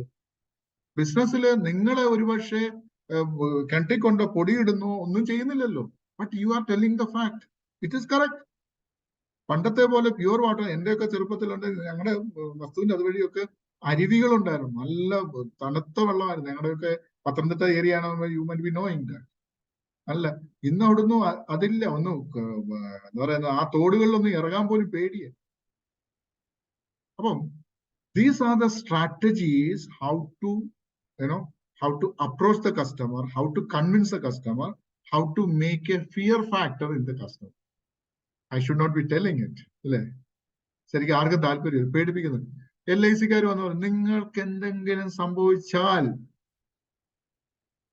അല്ലേ? ആരുണ്ട്? നിങ്ങളുടെ ഭാര്യയ്ക്ക് ആരുണ്ട്? മക്കൾക്കാരുണ്ട്? അവരുടെ എഡ്യൂക്കേഷൻ എന്തായിരിക്കും? ആ ഒരു ഫിയർ ഫാക്ടർ അല്ലേ? But it is a strategy. അല്ലാതെ how they can sell it. അപ്പം അങ്ങനെ ഉള്ള ഓരോ എക്സാമ്പിൾസ് നമ്മൾ എടുത്തു കഴിഞ്ഞാൽ നമ്മുടെ മായാതെ നിൽക്കുന്ന. അപ്പം ഇപ്പൊ എക്സാമ്പിൾ പറഞ്ഞാൽ ഞാൻ കഴിഞ്ഞ ദിവസം ഒരു ട്രെയിനിങ്ങിന് ഞാൻ പറയുന്നായിരുന്നു, ഒരു സെഷന് ഞാൻ പറഞ്ഞു. ഇന്ന് ഏറ്റവും വലിയ ഒരു ചലഞ്ച് എന്ന് പറയുന്നത് employees are leaving this organization within 1 or 2 years. And the statistics, Glassdoor എന്ന് പറയുന്നത് UK ബേസ്ഡ് റിസർച്ച് കമ്പനിയാണ്, ജോബ് പോർട്ടൽ ഉള്ളതാണ്. കാരണം they are not getting, because I have a report from Glassdoor, I showed to them. Is it? നിങ്ങളോട് ഞാൻ ചോദിച്ചു, അവരോട് ആ സെഷനിൽ വന്ന കമ്പനി ഓണേഴ്സിനോട് ചോദിച്ചു കഴിഞ്ഞപ്പോൾ ഞാൻ ചോദിച്ചു, 5 വർഷത്തിൽ കൂടുതൽ ജോലി ചെയ്യുന്ന ആരെങ്കിലും ഈ സെഷൻ ഉണ്ടോ എന്ന് ചോദിച്ചു. ആരുമില്ല. നമ്മളൊന്ന് ആലോചിച്ച് ഏതൊരു കമ്പനിയിൽ എത്ര വർഷമായിട്ടായിരിക്കും ജോലി ചെയ്യുന്നത്? That means they find there is no development. They find there is no training.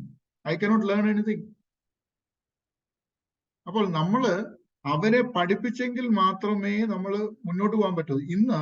ഇന്ന് ക്യാമ്പസ് റിക്രൂട്ട്മെന്റിൽ വരുന്ന പല അക്സെഞ്ചർ പോലെ കമ്പനികൾ, they recruit people in graduation. They will give it 12 months training. അപ്പം ഈ കഴിഞ്ഞ വർഷം പ്ലേസ് ചെയ്ത കുട്ടികളൊക്കെ എൻ്റെ അടുത്ത് പറഞ്ഞു, സാറേ ഇവിടെ ഒന്നും ചെയ്യണ്ട, പഠിച്ചാൽ മാത്രം മതി. പഠിച്ച മാത്രമേ, വിപ്രോ പോലെ കമ്പനികൾ 5 വർഷം അവിടെ ജോലി ചെയ്ത് കഴിഞ്ഞാൽ you pass out with MTech. They are teaching you, and 5 years you need to work with the company. അപ്പോൾ it is a win-win approach. Strategy is all about a win-win approach.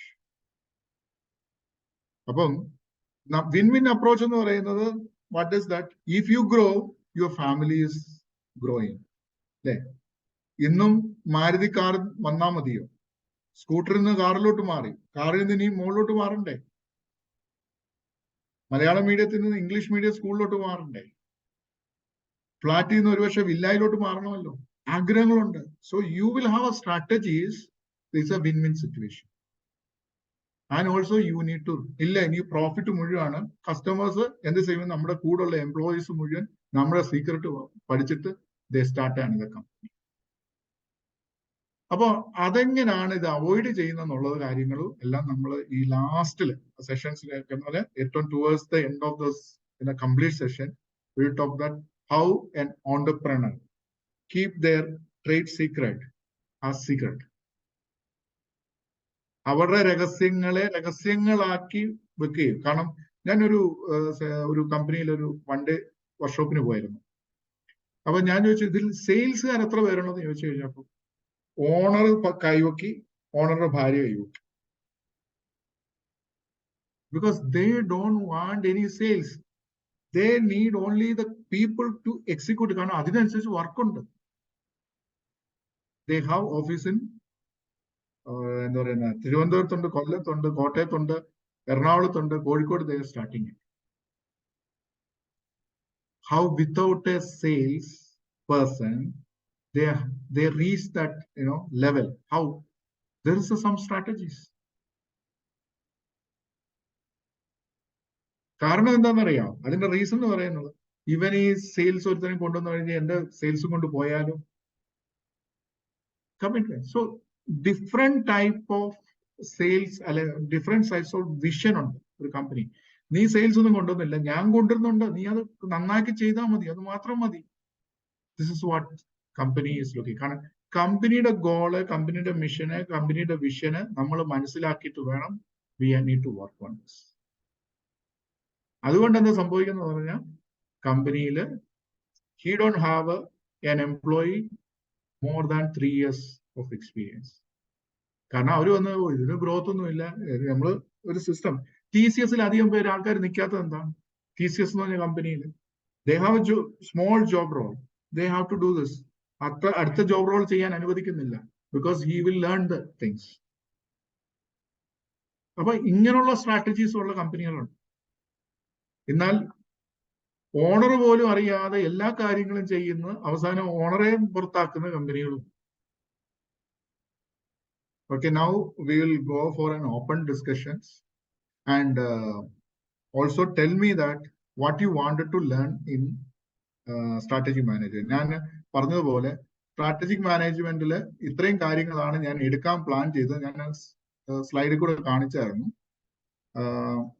ഈ ഒരു 4 സ്റ്റെപ്പുകളാണ് പറയാനുള്ളത്. ഒന്ന് mission, vision, goal, environment scanning ആയിരിക്കും നമ്മൾ എടുക്കാൻ പോകുന്നത്. ആ ഒരു സ്കാൻ ചെയ്തതിന് ശേഷം ഒരു സ്ട്രാറ്റജി നമ്മൾ ഡെവലപ്പ് ചെയ്ത് കഴിഞ്ഞാൽ അതെങ്ങനെ അത് ഫോർമുലേറ്റ് ചെയ്യുന്നത് പഠിക്കും. അത് പിന്നെ ഇംപ്ലിമെന്റ് ചെയ്യുന്നത് എങ്ങനെയാണെന്ന് പഠിക്കും. അത് ശേഷം വരുന്ന അതിനകത്ത് കേസ് സ്റ്റഡീസ് ഒക്കെ വരും. കേസ് സ്റ്റഡീസ് വരും. അതെങ്ങനെ ഇവാലുവേറ്റ് ചെയ്യുന്നു. പിന്നെ secret of that is a bonus point I wanted to give to you. But ഇതിന്റെ ഇടയിൽ നിങ്ങൾക്ക് എന്തെങ്കിലും നിങ്ങൾക്ക് സ്ട്രാറ്റജിയെ കുറിച്ചോ എന്തെങ്കിലും ഡിസ്കഷൻ ഉണ്ടെങ്കിൽ എന്നോട് നേരത്തെ പറഞ്ഞു കഴിഞ്ഞാൽ ഞാനൊന്ന് പഠിച്ചിട്ട് വരാം. That is also important. കാരണം this is a learning time. അല്ലേ? We need to learn many things. പല പുതിയ കാര്യങ്ങൾ. കഴിഞ്ഞ ദിവസം ഞാൻ ഇരുന്ന് കഴിഞ്ഞപ്പോഴാണ് ഏതൊരു എന്തിന്റെ കാര്യമായിരുന്നു, ഈ മെമ്മറി ടെക്നിക്കിനെ പറ്റി അദ്ദേഹം പറഞ്ഞെന്ന് പറഞ്ഞാൽ നമ്മള് ഈ സെഷനിലൊക്കെ 1, 2 ക്ലാപ്പ് ചെയ്യാനാണ് പറഞ്ഞു. അപ്പം 1 പറഞ്ഞ ശേഷം 2 പറയണ്ട, 2 claps. But see this, that means you are getting engaged and you are, the brain started working. Like, our brain will say that instead of saying 2, you need to clap 2 times. ഇതെന്തിനാണെന്ന് പറഞ്ഞു കഴിഞ്ഞാൽ നമ്മൾ stressful ആയിട്ടിരിക്കുന്ന സമയത്ത് ഇങ്ങനെ active ചെയ്ത് കഴിഞ്ഞാൽ brain started working. അല്ല stuck ആയിട്ടിരിക്കുക, എന്തെങ്കിലും ഒന്ന് ചെയ്താൽ മതി എന്ന് പറഞ്ഞ് ചിരിക്കുന്ന സമയത്ത് ഇങ്ങനെയുള്ള ചെറിയ ഐറ്റംസ് ഒക്കെ ചെയ്യുകയാണെങ്കിൽ ആ സ്ട്രെസ്സിൽ നിന്നും മാറാൻ സാധിക്കും. You need to divert things. അല്ലെങ്കിൽ എന്താ, ഒരേ കാര്യം ഒരേ സമയം ചെയ്തുകൊണ്ടിരുന്നു കഴിഞ്ഞാൽ you will get stressed. Questions ഉണ്ടെങ്കിൽ ചോദിക്കാം. I know this session is very introductory sessions. കാരണം ഇതാണ് എടുക്കാൻ പോകുന്നത് എന്നുള്ള ഒരു കാര്യം പറയാനും വേണ്ടിയാണ്. Any suggestions you wanted to bring it, so I will add in the next upcoming sessions. Okay sir, thank U. 2024 പ്രധാനമായും നമ്മൾ ഒരു മാനേജ്മെന്റ് ഈ പറയുന്ന രീതിയിൽ ഒരു സ്ട്രാറ്റജിക് മാനേജ്മെന്റ് ഒരു പ്രൊമോഷൻ അല്ലെങ്കിൽ ഒരു സെഷൻ നമ്മൾ ഇങ്ങനെ പ്ലാൻ ചെയ്യുക. അപ്പോഴാണ് യാദൃശ്യമായി സുദീപ് സാറിന്റെ ബഞ്ച് ഓഫ് സ്ട്രാറ്റജീസുമായിട്ട് വരുന്നത്. അപ്പൊ ഈ വർഷം മുഴുവൻ നമുക്ക് ഇതുപോലെ ബിസിനസ്, അപ്പൊ നമ്മൾ ഇതിൻ്റെ അകത്ത് പ്രധാനമായിട്ടും ഒരു എന്റർപ്രണർഷിപ്പിലേക്ക് നമ്മൾ എത്താൻ വേണ്ടി, ഒരു ബിസിനസ് എൻവയോൺമെന്റിലേക്ക് നമുക്ക് മനസ്സിലാക്കാൻ വേണ്ടി അനേകം കേസ് സ്റ്റഡികൾ നമുക്ക് പ്രസന്റ് ചെയ്യാം. സുധീഷ് സാറിനോടൊപ്പം നമുക്ക് പ്രസന്റ് ചെയ്യാം. അപ്പൊ അതാണ് സാർ റിക്വസ്റ്റ് ചെയ്യുന്നത്.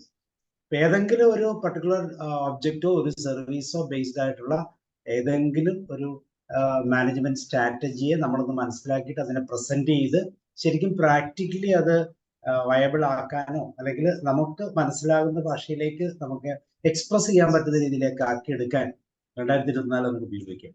അപ്പൊ എന്റെ മനസ്സിൽ കഴിഞ്ഞ വർഷം നമ്മൾ ഹോളിസ്റ്റിക് ഹെൽത്ത് എന്ന് പറയുന്ന ഒരു ഏരിയയാണ് ഏറ്റവും കൂടുതൽ കോൺസെൻട്രേറ്റ് ചെയ്തത്. ഇപ്പോൾ നമ്മളത് വളരെ കൃത്യമായിട്ട് പോകുന്നുണ്ട്. അപ്പൊ തീർച്ചയായിട്ടും ബിസിനസ്, ഞാനൊരു മാർക്കറ്റിംഗ് മാനേജ്മെന്റ് PhD ആണെങ്കിൽ ഇന്ന് വരെ നമ്മൾ ഇങ്ങനത്തെ ഒരു ടോപ്പിക്ക് കൈകാര്യം ചെയ്തിട്ടില്ല. അതുകൊണ്ട് 2024 ഞാൻ ഇതിനു വേണ്ടി മാത്രം ഡെഡിക്കേറ്റ് ചെയ്യണമെന്ന് മനസ്സിൽ വിചാരിച്ചിരുന്നു. അപ്പൊ അതിന്റെ ഒരു പ്ലാനിങ് ആണ്. അപ്പൊ അതിന് സുദീപ് സാറിന്റെ നേതൃത്വത്തിൽ നമുക്ക് മുന്നോട്ട് പോകാം. പ്ലസ് അപ്പൊ സാറ് പറഞ്ഞ പോലെ സ്ട്രാറ്റജി പലതരമുണ്ട്. ഇതെല്ലാം തന്ത്രങ്ങൾ ആർക്കും ആവിഷ്കരിക്കാം. ഒക്കെ ലോക്കൽ മാർക്കറ്റിൽ പോലും ഏറ്റവും മനോഹരമായ ചില തന്ത്രങ്ങൾ നിലനിൽക്കുന്നു എന്നുള്ളതാണ്. ഇങ്ങനെയുള്ള തന്ത്രങ്ങളെ നമ്മൾ കാണുന്ന പെട്ടിക്കടയിൽ പോലും ചില തന്ത്രങ്ങൾ, ആ തന്ത്രങ്ങൾ നമുക്ക് ഇവിടെയൊക്കെ അപ്ലൈ ചെയ്യാൻ പറ്റും. അപ്പം എപ്പോഴും നമ്മുടെ കണ്ണുകളൊന്ന് കുറിപ്പിച്ചു വെച്ചോളൂ, ചെവികളൊന്ന് ശ്രദ്ധിച്ചു വെച്ചോളൂ. നമ്മൾ കേൾക്കുകയും മനസ്സിലാക്കുകയും ചെയ്യുന്ന ഈ സ്ട്രാറ്റജികളെ തീർച്ചയായും നമ്മുടെ ലൈഫിൽ നമുക്കല്ലെങ്കിൽ മറ്റുള്ളവർക്ക് ഉപയോഗിക്കാവുന്ന രീതിയിലേക്ക് നമുക്കതിനെ കൃത്യമായിട്ട് ഫോക്കസ് ചെയ്യാൻ പറ്റും. അപ്പൊ അതാണ് നമ്മൾ ഉദ്ദേശിക്കുന്നത്. അപ്പൊ അതിന് സുദീപ് സാറിന്റെ ആദ്യത്തെ സ്റ്റെപ്പാണത്. സാറ് സ്ട്രാറ്റജി ഇൻ മാനേജ്മെന്റ് എന്ന് പറയുമ്പോൾ ഞാൻ അതിന് പാർട്ട് 1 ആക്കി, അങ്ങനെ ഒരു സീരീസ് ആക്കി എന്ന് വേണം ചിന്തിക്കുക. അപ്പൊ സാറ് വളരെ പ്ലാൻഡ് ആണ്.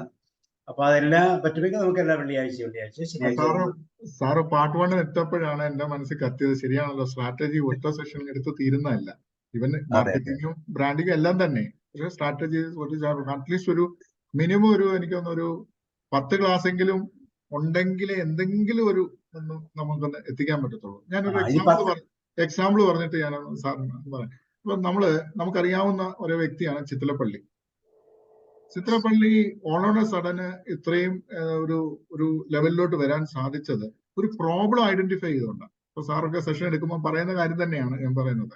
എന്തായിരുന്നു പ്രോബ്ലം എന്ന് പറയാമോ? സാർ ഒഴിച്ച് ബാക്കി ആരൊക്കെ ഒന്ന് പറഞ്ഞു കഴിഞ്ഞാൽ, ചിത്രപ്പള്ളി അനുഭവിച്ച ഒരു പ്രോബ്ലത്തിന് സൊല്യൂഷനാണ് പുള്ളി ചെയ്തത്. എന്താണെന്ന് അറിയാം?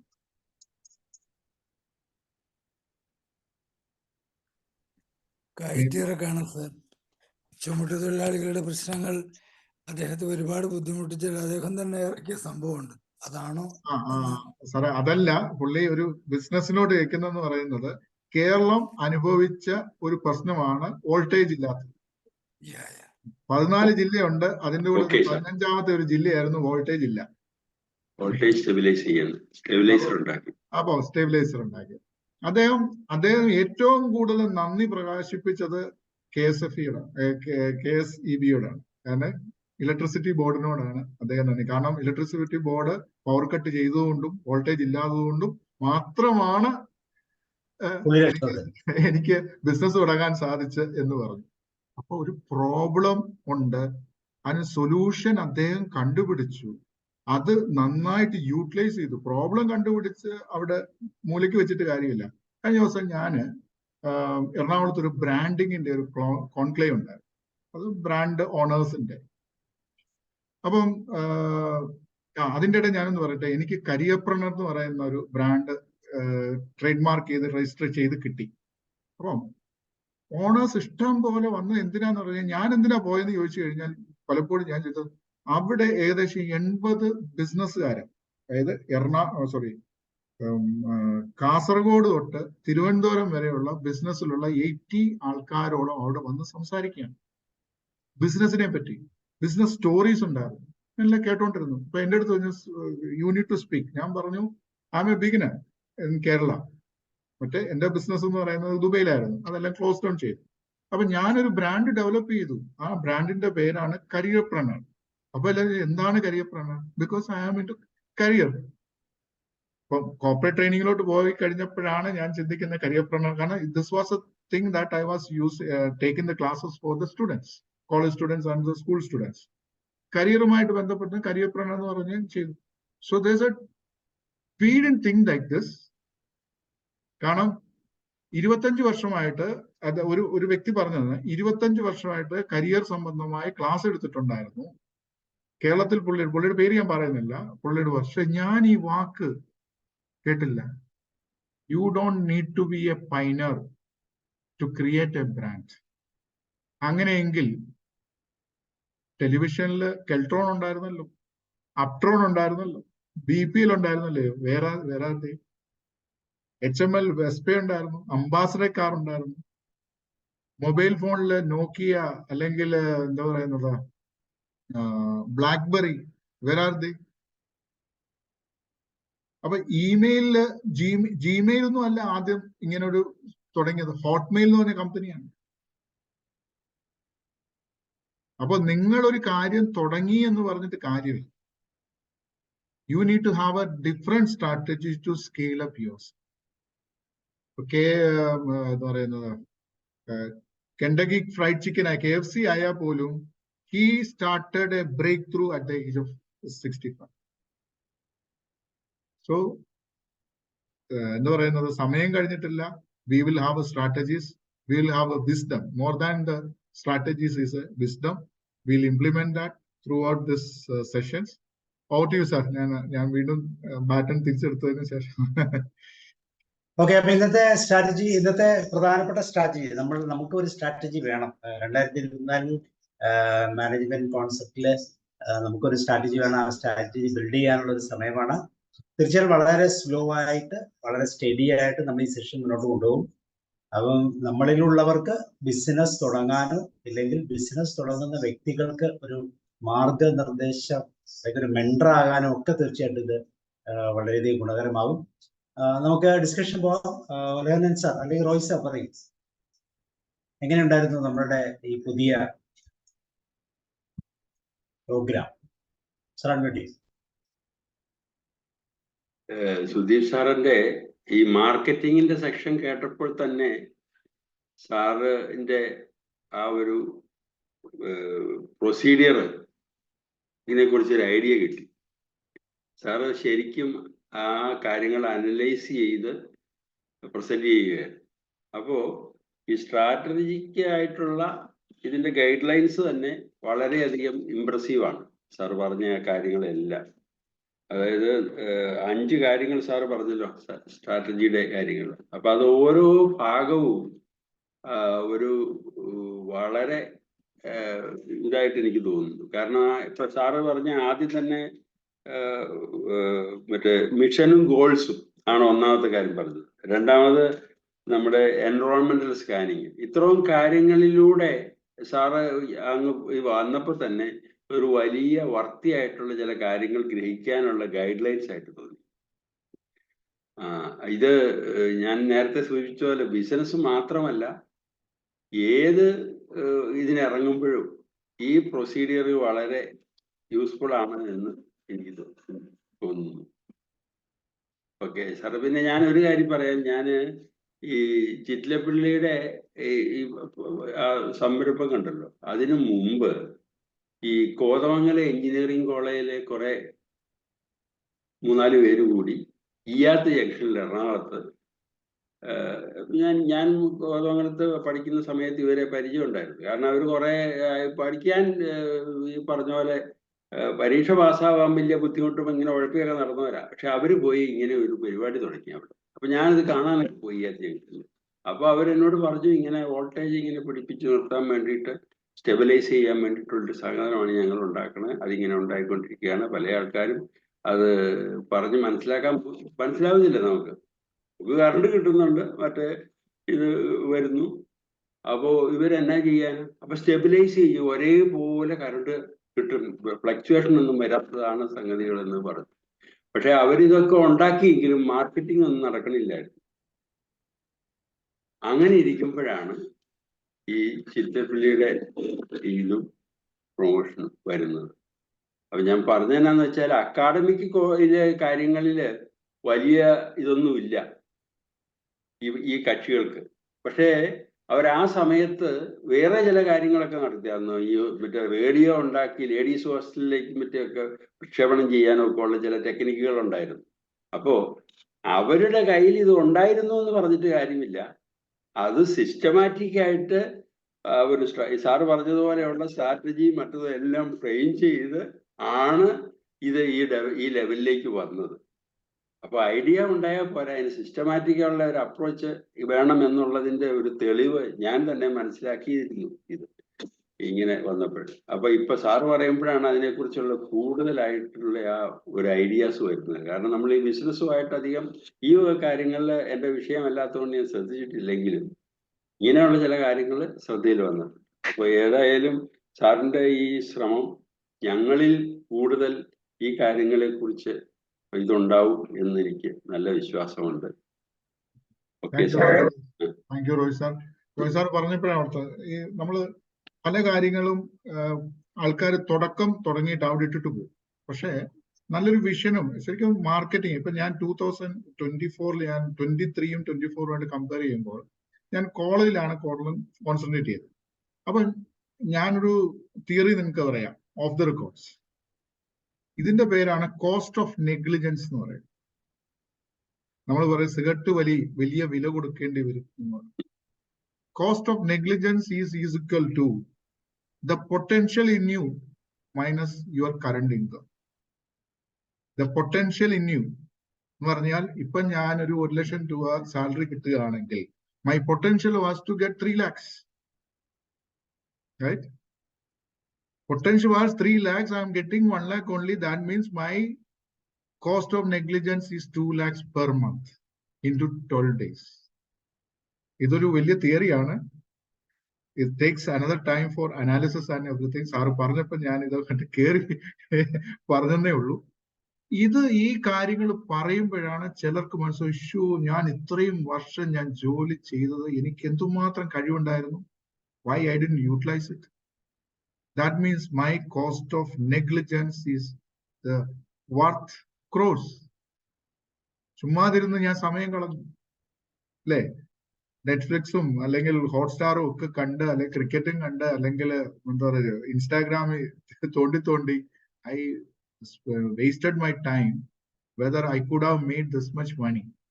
അറ്റ്ലീസ്റ്റ് അതിന് വേണ്ടി ട്രൈ ചെയ്യുന്ന ചെയ്തുകൊള്ളാം. ദാറ്റ് മീൻസ് സാറ് പറഞ്ഞത് അതിനോട് ഞാൻ ജസ്റ്റ് പറഞ്ഞതേ ഉള്ളൂ. അപ്പം റോയ് സാറ് പറഞ്ഞ കാര്യമാണ്, നമ്മൾ അത് തുടങ്ങിയെന്ന് പറഞ്ഞിട്ട് കാര്യമില്ല. അതിന്റെ ഒരു എന്താ പറയുന്ന it is not like you can, it is not like എന്താ പറയുന്ന, അതൊരു വാക്കുണ്ട്, പെട്ടെന്ന് ഞാൻ മറന്നുപോയി. ഇനീഷ്യേറ്റർ ആകുന്നതിനെക്കാട്ടും നല്ലത് you need to be a finishiator. Dhoni was successful because he was a finishiator. Sachin is a god of cricket, but he was not a finisher. He has to wait for a finisher to get the World Cup. See the difference? Because initiate ചെയ്യാൻ നമുക്ക് എന്തും പറയാം, ആരംഭ ശൂരത എന്ന് പറയും അല്ലേ? എന്തൊക്കെ ചെയ്യണമെന്ന് പറഞ്ഞു കഴിഞ്ഞാൽ, പക്ഷെ യു നീഡ് ടു ഫിനിഷ്. അതാണ് ഏറ്റവും അക്കോമഡേഷൻ. നമ്മൾ ആ സ്റ്റെപ്പിലെ ലാസ്റ്റിൽ പോയി കഴിയുമ്പോൾ നമുക്ക് മനസ്സിലാവുകയാണ്. This year I was thinking I need to appoint. ഞാൻ സാബു സാറിന് ഒരു മെസ്സേജ് ഒക്കെ ഇട്ടായിരുന്നു, I'm looking for a partner who can help me in digital marketing. Because it is solopreneur ആയിട്ട് നമുക്ക് ഒരിക്കലും വർക്ക് ചെയ്യാൻ പറ്റത്തില്ല. 2 ചായ എന്ന് പറയുന്നു, അദ്ദേഹം പോയി ചായ ഉണ്ടാക്കിക്കൊണ്ട് വരുന്നു, നമുക്ക് സപ്ലൈ ചെയ്യുന്നു, കാശ് വാങ്ങുന്നു, everything solopreneur. It's not a solopreneur job, it's an entrepreneur world. So you need to have a team, you need to have a connections, you need to support each other. അല്ലേ? അങ്ങനെ വരുമ്പോഴാണ് എല്ലാം ഒരാളെ ചെയ്യാന്ന് വെച്ച് കഴിഞ്ഞാൽ അതൊരു ഫെയിലിയർ ആവും. പക്ഷെ ഒരു സിസ്റ്റം ജനറേറ്റ് ചെയ്യാം. നമ്മൾ ഒന്നും ചെയ്യാതെ തന്നെ നമ്മുടെ കാര്യങ്ങൾ നടക്കുന്ന രീതിയിൽ ഒരു സിസ്റ്റം ഡെവലപ്പ് ചെയ്യുമ്പോൾ മാത്രമേ യഥാർത്ഥത്തിൽ ബിസിനസ് സക്സസ് ആവും. അപ്പൊ അതിനാണ് നമ്മൾ സ്വയം അധ്വാനിക്കുന്നു, സ്വയം ഇവാലുവേറ്റ് ചെയ്യുന്നു. പക്ഷെ അതിനകത്ത് ആ സിസ്റ്റത്തിന്റെ മാറ്റം വരുന്നതാണ് നമുക്ക് ശരിക്കും ഔട്ട്പുട്ടിലേക്ക് കടന്നു വരുന്നത്. വലിയ വലിയ ബിസിനസ്സുകളെല്ലാം നോക്കുമ്പോൾ അങ്ങനെ തന്നെയാണ്, അങ്ങനെ മനസ്സിലാക്കേണ്ടത്. പക്ഷെ അത് അങ്ങനെ ഡെവലപ്പ് ചെയ്യാൻ നമ്മൾ തന്നെ ചെയ്താലേ ശരിയാവുള്ളൂ എന്ന് പറയുന്ന ആൾക്കാർക്ക് ഇത് ചെയ്യാൻ ഭയങ്കര ബുദ്ധിമുട്ട് വരും. എനിക്കറിയാം, ഇങ്ങനെയുള്ള ഒരു അഡ്മിനിസ്ട്രേറ്റർ എനിക്കറിയാം. പുള്ളി പണ്ട് ഫാക്ടറി ചെറുതായിരുന്നപ്പോൾ അവിടുത്തെ അഡ്മിനിസ്ട്രേറ്റർ ആയിരുന്നു. പുള്ളി വളരെ എക്സ്പേർട്ടും ആ കാര്യത്തില്. പക്ഷെ എന്ത് വെച്ചാൽ വലുതായി വന്നപ്പോഴത്തേക്കും പുള്ളി വേറെ ആരെയും ഇത് ചെയ്യുകയല്ല, പുള്ളി തന്നെ ഡയറക്റ്റ് ഇൻവോൾവ് ആയി. അവസാനം എന്ത് പറ്റി, ഡെവലപ്മെന്റ് കൂടുതൽ വന്നപ്പോൾ ഇയാൾക്ക് ഫെയിലിയർ ആയിപ്പോയി. അവസാനം വെറും ആ കമ്പനിയുടെ തന്നെ ഒരു ട്രെയിനിങ് ആൻഡ് ഡെവലപ്മെന്റ് വിങ് എന്ന് പറഞ്ഞൊരു മൂലയെ കൊണ്ട് ഒതുക്കി ഇരുത്തേണ്ടി വന്നു അദ്ദേഹത്തെ. അപ്പൊ ഞാൻ പറഞ്ഞതെന്നു വെച്ച് കഴിഞ്ഞാൽ മറ്റുള്ളവരെ കൊണ്ട് ചെയ്യിക്കാനും അവരവരുടെ കാര്യങ്ങൾ കേൾക്കാനും ഉള്ളതായ ഒരു സന്നദ്ധതയും കൂടി വേണം. മറ്റേ വിശ്വാസം ഇല്ലെങ്കിൽ പറഞ്ഞിട്ട് കാര്യമില്ല. ഓക്കെ, വേറെ ആർക്കെങ്കിലും എന്തെങ്കിലും ഷാനിദ് പറയാനുണ്ടോ? ഷാജിമത് സാർ, ഞാനൊരു കാര്യം പറയട്ടെ. ഒരു പറയൂ. മാസം ഈ ക്ലാസ്സിലേക്ക് ഞാൻ വന്നിട്ട് 1 മാസമായി. 1 മാസം മുമ്പ് ഞാനൊരു ജോലി വേണമെന്ന് പറഞ്ഞിട്ടാണ് ഈ ക്ലാസ്സിലേക്ക് വന്നത്. പക്ഷേ ഈ ക്ലാസ്സിലെ വീഡിയോസ് കണ്ടപ്പോൾ എനിക്ക് ഒരുപാട് മോട്ടിവേറ്റ് ആയി. എന്താന്ന് വെച്ചാൽ ഞാനൊരു ബ്ലൈൻഡ് പേഴ്സൺ ആണ്, എനിക്ക് ജോലി വേണമെന്നൊക്കെ പറഞ്ഞിട്ടാണ് ഞാൻ ഇങ്ങോട്ട് വന്നത്. പക്ഷേ ഇപ്പൊ ഞാൻ സ്വന്തമായിട്ട് ഐഡിയ ഡെവലപ്പ് ചെയ്യുകയും നമ്മുടെ ഫെബ്രുവരി 1-ാം തീയതി ഒരു ഫിസിക്കൽ ഓഫീസ് തുടങ്ങുന്നുണ്ട് കരിമ്പ പള്ളിപ്പടിയിൽ, ഒരു ഇലക്ട്രോണിക്കൽ ഓഫീസ്. അത് ഈ ക്ലാസ്സുകളിൽ വന്നിട്ട് ഉള്ളൊരു മാറ്റമാണ് sir. Very good, very good.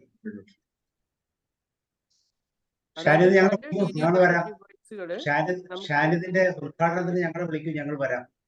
ഓ ഷുവർ സർ. ഏത് കോളേജിലാ ഷാനിദ്? ഞാന് മണ്ണാർക്കാട് MES കോളേജില്. Very good. ഇപ്പൊ ഞങ്ങൾ കണ്ടുപിടിക്കുന്ന ഡിവൈസിനെ കുറിച്ച് പറഞ്ഞായിരുന്നല്ലോ, ഒരു വോയിസ്, അതൊരു AI റോബോട്ടിക് ഫെസിലിറ്റി ഉള്ള ഒരു ടാപ്പിംഗ് ആണ്. അത് കാണുമ്പോൾ ഒരു മൊബൈൽ ഫോൺ പോലെ തോന്നും, പക്ഷെ അതിൽ ഒരു സ്പീക്കറും ഒരു ക്യാമറയും ഉണ്ടാവും. നമ്മൾ എന്ത് പറയുന്നോ അതൊക്കെ നല്ല സ്പീഡിൽ തന്നെ ടൈപ്പായി വരും. ഇപ്പൊ നമ്മളൊരു സെന്റൻസിന്റെ പകുതി നിർത്തുകയാണെങ്കിൽ അത് ഫുൾ സ്കാൻ ചെയ്യും. ആ സെന്റൻസ് സ്കാൻ ചെയ്ത് ബാക്കി ഭാഗം automatically പൂരിപ്പിക്കും.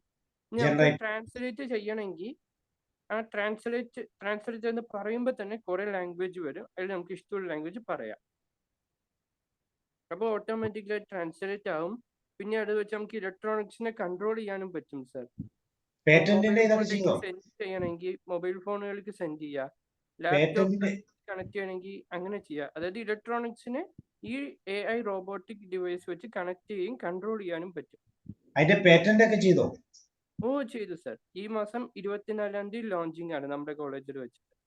Very good, very good. Okay. അപ്പൊ അത് ഒരു എക്യുപ്മെന്റ് നമ്മള് വാങ്ങണ്ടേ? അതിന് പകരം AI ഉള്ള നമ്മളെ മൊബൈൽ ഫോൺ തന്നെ അത് യൂസ് ചെയ്യാൻ വേണ്ടിയിട്ടുള്ള ഒരു സോഫ്റ്റ്വെയർ ഡെവലപ്പ് ചെയ്താൽ പോരെ? അതും ഉണ്ടാക്കുന്നുണ്ട് സർ. ഒരു അതാണ് വെബ്സൈറ്റ് പോലെ ഉണ്ടാക്കുന്നുണ്ട്. നമ്മളൊരു എക്യുപ്മെന്റ് ഉണ്ടാക്കി കഴിഞ്ഞാല് അത് പർച്ചേസ് ചെയ്യാൻ ആളുകളെ നമ്മള് മാർക്കറ്റിങ്ങിനും അതിന് പിടിക്കാനും അതിന് ചെലവഴിക്കാനും ആളുകള് ആൾറെഡി എല്ലാവരുടെ അടുത്തും ഒരു മൊബൈൽ ഫോൺ ഉണ്ടാവും. പിന്നെ വേറെ ഒന്നും കൂടി വാങ്ങണതിന് ആളുകൾക്ക് ഹെസിറ്റേഷൻ ഉണ്ടാവും. എന്താണ് നമ്മൾ ചെയ്യേണ്ടതെന്ന് വെച്ചാൽ ഉള്ള എക്യുപ്മെന്റ്സ് മോഡിഫൈ ചെയ്തുകൊണ്ടും സോഫ്റ്റ്വെയർ ഡെവലപ്പ് ചെയ്തുകൊണ്ടും ഈ മൊബൈലിന്റെ എല്ലാ ഫെസിലിറ്റീസും ഇപ്പോഴും ആളുകൾക്ക് അറിയില്ല എത്രത്തോളം അതില് ഫെസിലിറ്റീസ് ഉണ്ട് എന്നുള്ളത്. നിങ്ങൾ ഈ പറയുന്ന ഫെസിലിറ്റീസ് ഒക്കെ ഇതിൽ ഉപയോഗപ്പെടുത്താൻ കഴിയും നമുക്ക്. അതൊരു ആപ്പാണ്, ഒരു ആപ്ലിക്കേഷൻ സൈഡാണ് ഉപയോഗിക്കുന്നത്. അല്ല, അവര് പറഞ്ഞല്ലോ ഒരു മൊബൈല് മാതിരിയുള്ള ഒരു എക്യുപ്മെന്റിന്റെ ഇത് ഡെവലപ്പ് ചെയ്തു എന്ന് പറഞ്ഞില്ലേ? ആ എക്യുപ്മെന്റ് നമ്മള് യൂസ് ചെയ്യാതെ കാണുമ്പോ ഒരു മൊബൈൽ പോലെ തോന്നുന്നേ ഉള്ളൂ സർ. അത് മൊബൈൽ പോലെ അല്ല, അത് ഒരു സ്ക്രീനും ഒരു ബോക്സും ആയിരിക്കും. ആ ബോക്സില് 2-3 സ്വിച്ചുകളും ഒരു ഭാഗത്ത് മൈക്രോ ചിപ്പിന്റെ ഒരു അടയാളം ഉണ്ടാവുന്നേ ഉള്ളൂ സർ.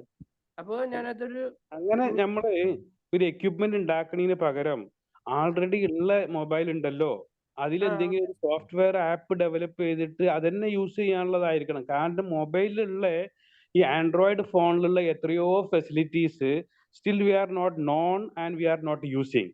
ഇതൊക്കെ ഇതിൽ ചെയ്യാവുന്നേ ഉള്ളൂ. വേണമെങ്കിൽ ഒരു ചിപ്പ് ആഡ് ചെയ്യുന്ന കാര്യം ഉണ്ടാവുള്ളൂ. ഇത് പ്രത്യേക ഒരു എക്യുപ്മെന്റ് ഉണ്ടാക്കേണ്ട ആവശ്യം വരുന്നില്ല. Okay sir. സോഫ്റ്റ്വെയറും അപ്ഡേറ്റ് ചെയ്യുന്നുണ്ട് സർ. ഒരു സോഫ്റ്റ്വെയറും ക്രിയേറ്റ് ചെയ്ത് നോക്കുന്നുണ്ട്. ആ സോഫ്റ്റ്വെയർ വെച്ച് നമുക്ക് മറ്റ് ഇലക്ട്രോണിക്സ് ഡിവൈസുകളിനെ കൺട്രോൾ ചെയ്തിട്ട് ഒറ്റ പ്ലാറ്റ്ഫോം ആക്കാൻ പറ്റും. അതായത് ഒരേ സമയം തന്നെ ഒരു ലാപ്ടോപ്പ്, 4 കമ്പ്യൂട്ടർ, അങ്ങനെയുള്ള ഡിവൈസുകളിനെ ഒരേ സമയം കൺട്രോൾ ചെയ്ത് അവരുടെ സർവീസ്, അവരുടെ വർക്കിങ്സ് നമുക്ക് ഇവിടെ വെച്ച് കൺട്രോൾ ചെയ്യാൻ പറ്റും. ഒരു ഇന്റഗ്രേറ്റഡ് സിസ്റ്റം പോലെ ഉപയോഗിക്കാം അല്ലേ? അതുകൊണ്ടുള്ള ഗുണം എന്താ വെച്ചാൽ കുറെ ആൾക്കാർ ചെയ്യുന്ന വർക്ക് ഒരു സെന്റർ ആയിട്ടുള്ള ഒരാൾക്ക് തന്നെ നിയന്ത്രിക്കാൻ പറ്റും. Okay, very good, thank you. വേറെ ആരെ പറയുന്നത്? ഷാജിമാദ് സാർ പറയും. എനിവേ, ഷാനിദ് അറ്റംപ്റ്റ്സിന് എല്ലാ ഭാവങ്ങളും നേരുന്നു. സുദീപ് സാറിന്റെ ക്ലാസ്, പുതിയ സീരീസ് സാബു സാറിന്റെ നേതൃത്വത്തിൽ തുടങ്ങുന്ന വളരെ നല്ലതാണ്.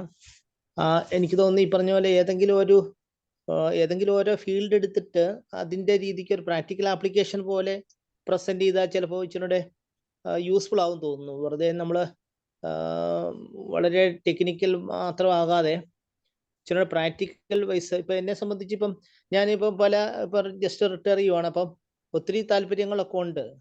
പക്ഷെ അത് എങ്ങനെ മുമ്പോട്ട് കൊണ്ടുപോകണം എന്ന് ഈ പറഞ്ഞ പോലെ ഒരു കൺഫ്യൂഷൻ ഉണ്ട്. ഇപ്പം മോട്ടിവേഷൻ ആണ്, അല്ലെ റണ്ണിങ്, ഞാനിപ്പോൾ അപ്പാർട്ട്മെന്റ്സ് റണ്ണിങ് ചെയ്യുന്നുണ്ട്, അല്ലെ റിസോർട്ട് ബിൽഡ് ചെയ്യാനുള്ള പദ്ധതിയുണ്ട്, അല്ലെ ടീച്ചിങ് രംഗത്ത് നിൽക്കണമെന്നുണ്ടോ, അല്ലെ അഗ്രികൾച്ചർ നല്ല താല്പര്യമുണ്ട്, അല്ലെ റിയൽ എസ്റ്റേറ്റിൽ കിടക്കണമെന്നുണ്ട്, അല്ലെങ്കിൽ ഇൻവെസ്റ്റ്മെന്റ് നടത്തണമെന്നുണ്ട്, അല്ലെങ്കിൽ കരിയർ പ്രണറിന്റെ കാര്യം പറഞ്ഞു, അല്ലെങ്കിൽ ഇപ്പോൾ വൈഫിന്റെ ഒരു ബുക്ക് ഇപ്പോൾ അടുത്ത ചൊവ്വാഴ്ച പബ്ലിഷ് ചെയ്യുവാണ്. അപ്പം അടുത്ത ബുക്ക് മാത്തമാറ്റിക്സിന്റെ ഒരു ബുക്ക് അടുത്ത പുള്ളിക്കാരി, അപ്പൊ അതിനെ സപ്പോർട്ട് ചെയ്ത് നിൽക്കണം എന്ന് അങ്ങനെ ഈ മാനേജ്മെന്റ് സ്റ്റൈൽ അല്ലെങ്കിൽ സ്ട്രാറ്റജിക് ടെക്നിക്സ്, അതിന്റെ ആപ്ലിക്കേഷൻ ലെവല് ഇച്ചിരി പ്രാക്ടിക്കൽ വൈസ് ഏതെങ്കിലും ഒരു രീതിക്ക് സാറ് അത് അവതരിപ്പിക്കുവാണെങ്കിൽ ഇച്ചിരി യൂസ്ഫുൾ ആണെന്ന് എനിക്ക് തോന്നുന്നു. Okay sir, anyway welcome for the wonderful start that you are going to implement through Sudeep sir. Okay, thank you sir, thank you for the class.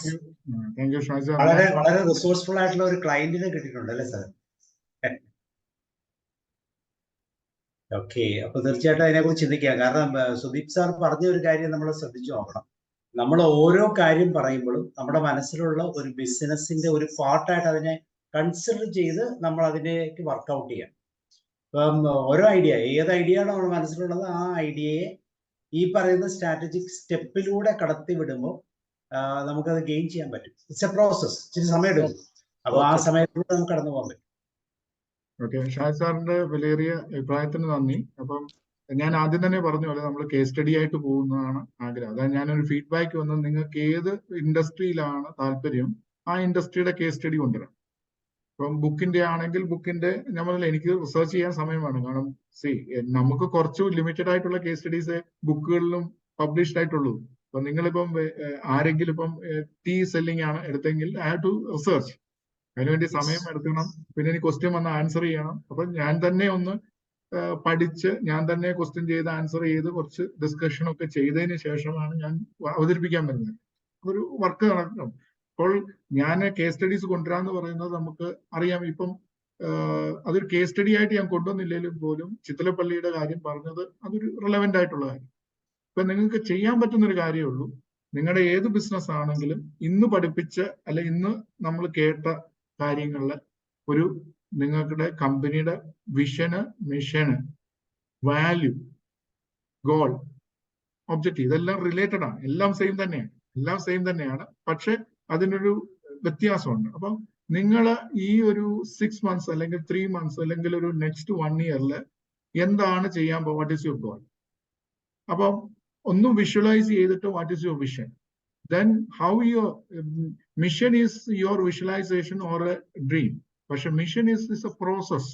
How you are going to make the change in this process. ഇത്ര പേരെ ഞാൻ ചെയ്യും. I am giving training to 1 million. എൻ്റെ ഒരു mission statement ഞാൻ prepare ചെയ്ത ആദ്യം ഈ കരിയർ ഫ്രണ്ട്ഷിപ്പിലോട്ട് ഞാൻ വരുമ്പോൾ ഒരു മിഷൻ സ്റ്റേറ്റ്മെന്റ് എഴുതിയെന്ന് പറഞ്ഞാൽ give value education to the struggling people എന്നാണ് എഴുതിയിരിക്കുന്നത്. To struggling like me when I was in Kerala. എന്റെ കണ്ട് ആ ഒരു ആൾക്കാർക്ക് അതുപോലെ വരാതിരിക്കാൻ വേണ്ടി അവർക്ക് വാല്യൂ കൊടുക്കാൻ ഞാൻ ചിന്തിച്ചത്. Mission is to educate 1 million students who is struggling in stagnant in their career എന്നുള്ളതായിരുന്നു എന്റെ mission statement. That means I am counting how many students I am going to give values. That is my mission statement. That is specific. That is my dream. I'm giving value add. Next is I have 1 million students. Sabu sir will be having another. I will conduct 10,000 webinar or 1 lakh webinar, reaching various topics, discussing various topics. ഒരു പക്ഷേ 1-2 വർഷം കഴിഞ്ഞാല് Sabu sir discuss ചെയ്യാത്ത ഒരു ടോപ്പിക്കും ലോകത്തിലെ ഒരു ടോപ്പിക്കും ബാക്കി കാണത്തില്ല. See this. So you make a difference. You need to make a mission statement. So strategies can be changed. അത് ഏകദേശം പറഞ്ഞു എന്ന് ഞാൻ വിശ്വസിക്കും. So we can change accordingly on this. Okay, Case studies കൊണ്ടുവരാം. സാറ് പറഞ്ഞാൽ മതി ഏത് ഇൻഡസ്ട്രിയുടെ ആണെന്നുള്ളത്. So maybe I need time to എനിക്കറിയാൻ വയ്യാത്തതാണെങ്കിൽ I need to discuss. Study ചെയ്തു അതൊന്ന് പഠിച്ചിട്ട് വേണം അവതരിപ്പിക്കാൻ. അല്ലെ പിന്നെ ഞാൻ നാണക്കെട്ട് പോകത്തില്ലേ? ഇനി കോട്ടൊക്കെ ഇട്ട് സ്റ്റൈല് വന്നിട്ട് ശരിയല്ലല്ലോ.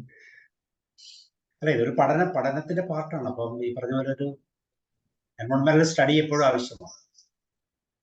സ്റ്റുഡൻസുമായിട്ട് ഇന്ററാക്ട് ചെയ്യുമ്പോൾ വളരെ ബിസിനസ്സുകാർ അത്രയും ക്വസ്റ്റ്യൻസ് ചോദിക്കത്തില്ല. സ്റ്റുഡൻസ് എന്ന് പറയുന്നത് നമ്മൾ ചിന്തിക്കാത്ത ലെവലിലാണ് ചോദിക്കുന്നത്. സോ ദാറ്റ് മീൻസ് എനിക്ക് സത്യം പറഞ്ഞാൽ CMS പഠിപ്പിക്കാൻ കയറിയതും ഈ ട്രെയിനിങ് 3,000 സ്റ്റുഡൻസിന് ട്രെയിനിങ് കൊടുക്കുന്നത് it's A blessing for me. നമ്മൾ പോലും ചിന്തിക്കാത്ത ലെവലിലാണ് ഇവർ ചിന്തിച്ച് ക്വസ്റ്റ്യൻസ് ചോദിക്കുക. So really makes me crazy, but I really enjoying it now. Sir അങ്ങനെ ആയിക്കഴിഞ്ഞാൽ ഇങ്ങനെ ചെയ്തുകൂടെ? ഇപ്പൊ ഒരു എക്സാമ്പിൾ പറയുന്നത് 3 Idiots ചോദിക്കുന്നുണ്ടല്ലോ, ഇന്ന് പെന്ന് മൂണില് പോയി കഴിഞ്ഞപ്പോൾ പെന്ന് എഴുതാൻ പറ്റിയില്ല. അപ്പോൾ അവര് they took around 30 years ഞാൻ മറന്നുപോയി ടു ഡെവലപ്പ് ദാറ്റ് പെൻ. ആ ബഹിരാകാശത്ത് എഴുതുന്നു. പക്ഷെ why don't use a pencil? Yes, simple. ഇങ്ങനെയുള്ള സിമിലർ കൈൻഡ് ഓഫ് ക്വസ്റ്റ്യൻസ് ആണ് I am facing it. I am glad for that, അല്ലെങ്കിൽ ഹാപ്പി ഫോർ ദാറ്റ്. അതെനിക്ക് ആക്ച്വലി എനിക്ക് ഇങ്ങനെയുള്ള സെഷൻസ് വരുമ്പോൾ എനിക്ക് വളരെ ഹാപ്പിയാണ്. കാരണം എന്ന് പറഞ്ഞാൽ നിങ്ങൾ ഇച്ചിരി പോളിഷ്ഡ് ആയിട്ടുള്ള അല്ലെങ്കിൽ ഹർട്ട് ആകാത്ത രീതിയിലുള്ള ക്വസ്റ്റ്യൻസ് ആണ് ചോദിക്കുന്നത്. അവർ അതിനെ കുറിച്ച് ഒന്നും വറീഡ് അല്ല. So they straight from the heart. അതുകൊണ്ട് എനിക്ക് വളരെ ചലഞ്ചിങ് ആണ്. This kind of sessions will help you. Sabu sir ഒരു പക്ഷേ കുട്ടികളുടെ സെഷൻസ് ഒക്കെ നടത്തുന്നതുകൊണ്ട് സാബു സാർ എക്സ്പീരിയൻസ് ചെയ്ത് കാണും സച്ച് ക്വസ്റ്റ്യൻസ്. ഓക്കെ, വേറെ ആർക്കെങ്കിലും എന്തെങ്കിലും? നാഷ് ഉണ്ട്, സമാവതി റഹന്നാൻ സാറുണ്ട്, സമാവതി മാമുണ്ട്. അബ്ദുൾ റഹീം സാർ എന്തെങ്കിലും പറയുന്നു? ഞാൻ ആ കുട്ടി ഒരു എക്യുപ്മെന്റ് ഉണ്ടാക്കുന്നതിനെ കുറിച്ച് പറഞ്ഞില്ലേ, അപ്പോ അഥവാ ഇനി അത് ആ എക്യുപ്മെന്റ് ഉണ്ടാക്കി ഡിസ്കറേജ് ചെയ്യല്ല.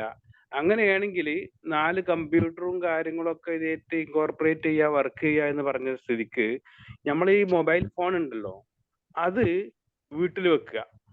അതിന്റെ ആ ഓപ്പറേഷൻ സിസ്റ്റം കൂടിയും അവരുണ്ടാക്കുന്ന എക്യുപ്മെന്റിൽ വെച്ച് കഴിഞ്ഞാൽ ഈ മൊബൈൽ ഫോൺ വീണ് പോകുന്ന പ്രശ്നങ്ങള്, അത് വെള്ളത്തിൽ വീണ് പോകുന്ന പ്രശ്നങ്ങള്, വീണ് ഉടയുന്ന പ്രശ്നങ്ങള്, അങ്ങനത്തെ പ്രശ്നങ്ങൾ ഇല്ലാതാക്കാൻ പറ്റും. അങ്ങനെ ഉണ്ടല്ലോ ഇപ്പൊ ഓൾറെഡി അങ്ങനെ ഒരു എക്യുപ്മെന്റ്സ് വരുന്നുണ്ട്. അപ്പോ ഈ 2 എക്യുപ്മെന്റ്സ് അല്ലെങ്കിൽ 3 എക്യുപ്മെന്റ്സ് ആളുകൾ ഹാൻഡിൽ ചെയ്യുന്നതിന് പകരം അവരുണ്ടാക്കുന്ന ആ എക്യുപ്മെന്റിൽ ഇത് ഇൻകോർപ്പറേറ്റ് ചെയ്യുക, അല്ലെങ്കിൽ അവരുണ്ടാക്കുന്ന എക്യുപ്മെന്റ് മൊബൈലിലേക്ക് ഇൻകോർപ്പറേറ്റ് ചെയ്യുക. അല്ലാതെ നമ്മൾ കൂടുതൽ എക്യുപ്മെന്റ്സ് ഉണ്ടാക്കുകയാണെങ്കിൽ കൂടുതൽ ചെലവായിരിക്കും, ഹാൻഡിൽ ചെയ്യാൻ ബുദ്ധിമുട്ടായിരിക്കും, അതൊക്കെ ആയിരിക്കും. അതാണ് എൻ്റെ ഒരു അഭിപ്രായം അവരെ കുറിച്ച്. Okay, thank you. Thank you. Shanida, Abdul Rahim sir ഒരു പ്രൊഫസറാണ്. ഏത് യൂണിവേഴ്സിറ്റി സാർ ഒന്ന് പരിചയപ്പെടുത്തും? അബ്ദുൾ റഹീം സാർ അലിഗഡ് മുസ്ലിം യൂണിവേഴ്സിറ്റിയിൽ ഒരു പ്രൊഫസറാണ്. ഞാൻ ഈ സയൻസ് ആൻഡ് ടെക്നോളജിയിലാണ് എൻ്റെ കൂടുതൽ ഇൻട്രസ്റ്റ്. അങ്ങനെ കുറെ കാര്യങ്ങൾ റിസർച്ച് ചെയ്തുകൊണ്ടിരിക്കുന്നുണ്ട്. 8-10 PhD അവാർഡ് ചെയ്തു. ഇപ്പോഴും 15 പേര് PhD ചെയ്തുകൊണ്ടിരിക്കുന്നുണ്ട്. ടെക്നോളജിക്കൽ ഡെവലപ്മെന്റ്സിലൊക്കെ റിസർച്ച് ചെയ്യുന്നവരുണ്ട്. അപ്പോ ഞാനിങ്ങനെ ചിന്തിക്കുന്ന ഒരാളാണ്, അതുകൊണ്ടാണ് ഞാൻ അങ്ങനെ പറയാൻ കാരണം. Okay, thank you. ഷാനിദിന് അത് വളരെ ഗുണകരമായ ഒരു യെസ് സർ, നല്ലൊരു ഒപ്പീനിയൻ ആണ് സർ. Thank you sir. ഞാൻ എന്തായാലും അങ്ങനെ ചെയ്യാം. നമുക്ക് നല്ലൊരു ഒപ്പീനിയൻ തന്നെയാണ്. കാരണം ഈ മൊബൈൽ കൂടി നമുക്ക് അതിൻ്റെ കൂടെ സർവീസായി ഇൻക്ലൂഡ് ചെയ്യുകയാണെങ്കിൽ അത് നല്ല ഒരു സർവീസായി മാറും. എല്ലാ ഒബ്ജക്ട്സിനും പകരം ഈ ലാപ്ടോപ്പിനും കമ്പ്യൂട്ടറിനും ഒപ്പം തന്നെ മൊബൈലിന്റെ സർവീസും നമ്മുടെ ഈ എക്യുപ്മെന്റിൽ ഉപയോഗിക്കുകയാണെങ്കിൽ നല്ലത് തന്നെയാണ്. Thank you sir. ഞാൻ ഇന്ന് തന്നെ എന്തായാലും ടീമിനോട് പറയാം. Thank you. Very good, very good. Okay സാറേ, ഞാനൊരു സംശയം ചോദിച്ചോട്ടെ, ഇതുമായിട്ട് റിലേറ്റ് ചെയ്യുന്നില്ല. നമ്മള് ഈ മൂവിയിലൊക്കെ കഴിയുമ്പോൾ, അല്ലെങ്കിൽ നമ്മൾ ഈ മൾട്ടിമീഡിയയിലായിട്ട്, അല്ലെങ്കിൽ റെക്കോർഡിലാണെങ്കിൽ നമ്മളിങ്ങനെ സ്ക്രീനിലൊക്കെ ഇങ്ങനെ വെച്ച് കഴിഞ്ഞാൽ ഇങ്ങനെ ഓരോ സാധനങ്ങളൊക്കെ വരും. ഒക്കെ ഗ്രാഫിക്സ് ആകാം, അതായി. അപ്പൊ നമുക്ക് ഈ ഫിസിക്കൽ പ്രസന്റേഷന് അങ്ങനെ ഒരു സംഭവം നമുക്ക് ചെയ്യാൻ അങ്ങനെയുള്ള ടെക്നോളജി വല്ലതും വരുമോ? VR ഇങ്ങനെ വല്ല സാധ്യതയുണ്ട്? ഞാൻ ജസ്റ്റ് ഔട്ട് ഓഫ് ദ ഇതാണ്. അങ്ങനെ ഉണ്ട്, അങ്ങനെ ചെയ്യാൻ പറ്റും. പവർ പോയിന്റ് തന്നെ അങ്ങനത്തെ ആപ്ലിക്കേഷൻസ് ഉണ്ടാക്കിയെടുക്കാം. അതല്ലെങ്കിൽ പ്രൊഫഷണൽ ആയിട്ട് ഈ സാധനം അവൈലബിൾ ആണ്. പക്ഷേ നമ്മള് വീഡിയോ അല്ല, പിക്ചറൈസ്ഡ് ആയിട്ട് ഒരു ജിഫ് പോലെയൊക്കെ മൂവ് ചെയ്യുന്ന രീതിയിലുള്ള, അതല്ലേ ഉദ്ദേശിച്ചത്?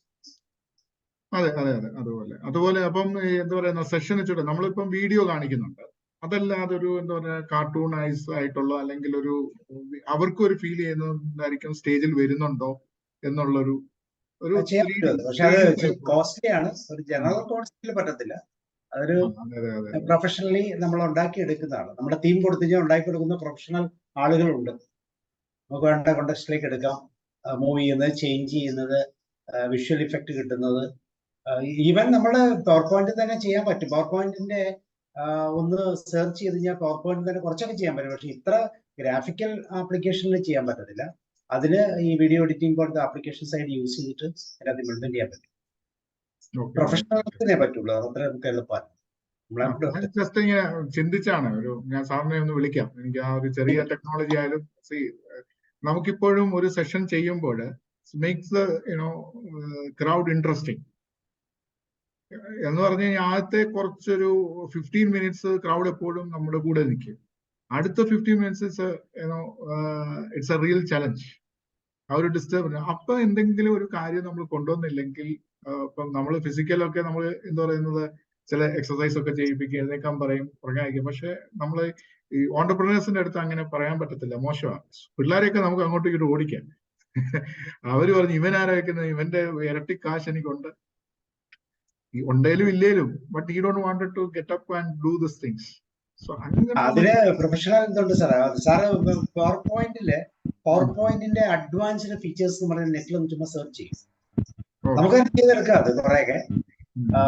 പക്ഷെ ഈ പറഞ്ഞ പോലെ ഭയങ്കര മെനക്കെടാ, ഒത്തിരി സമയമെടുക്കും.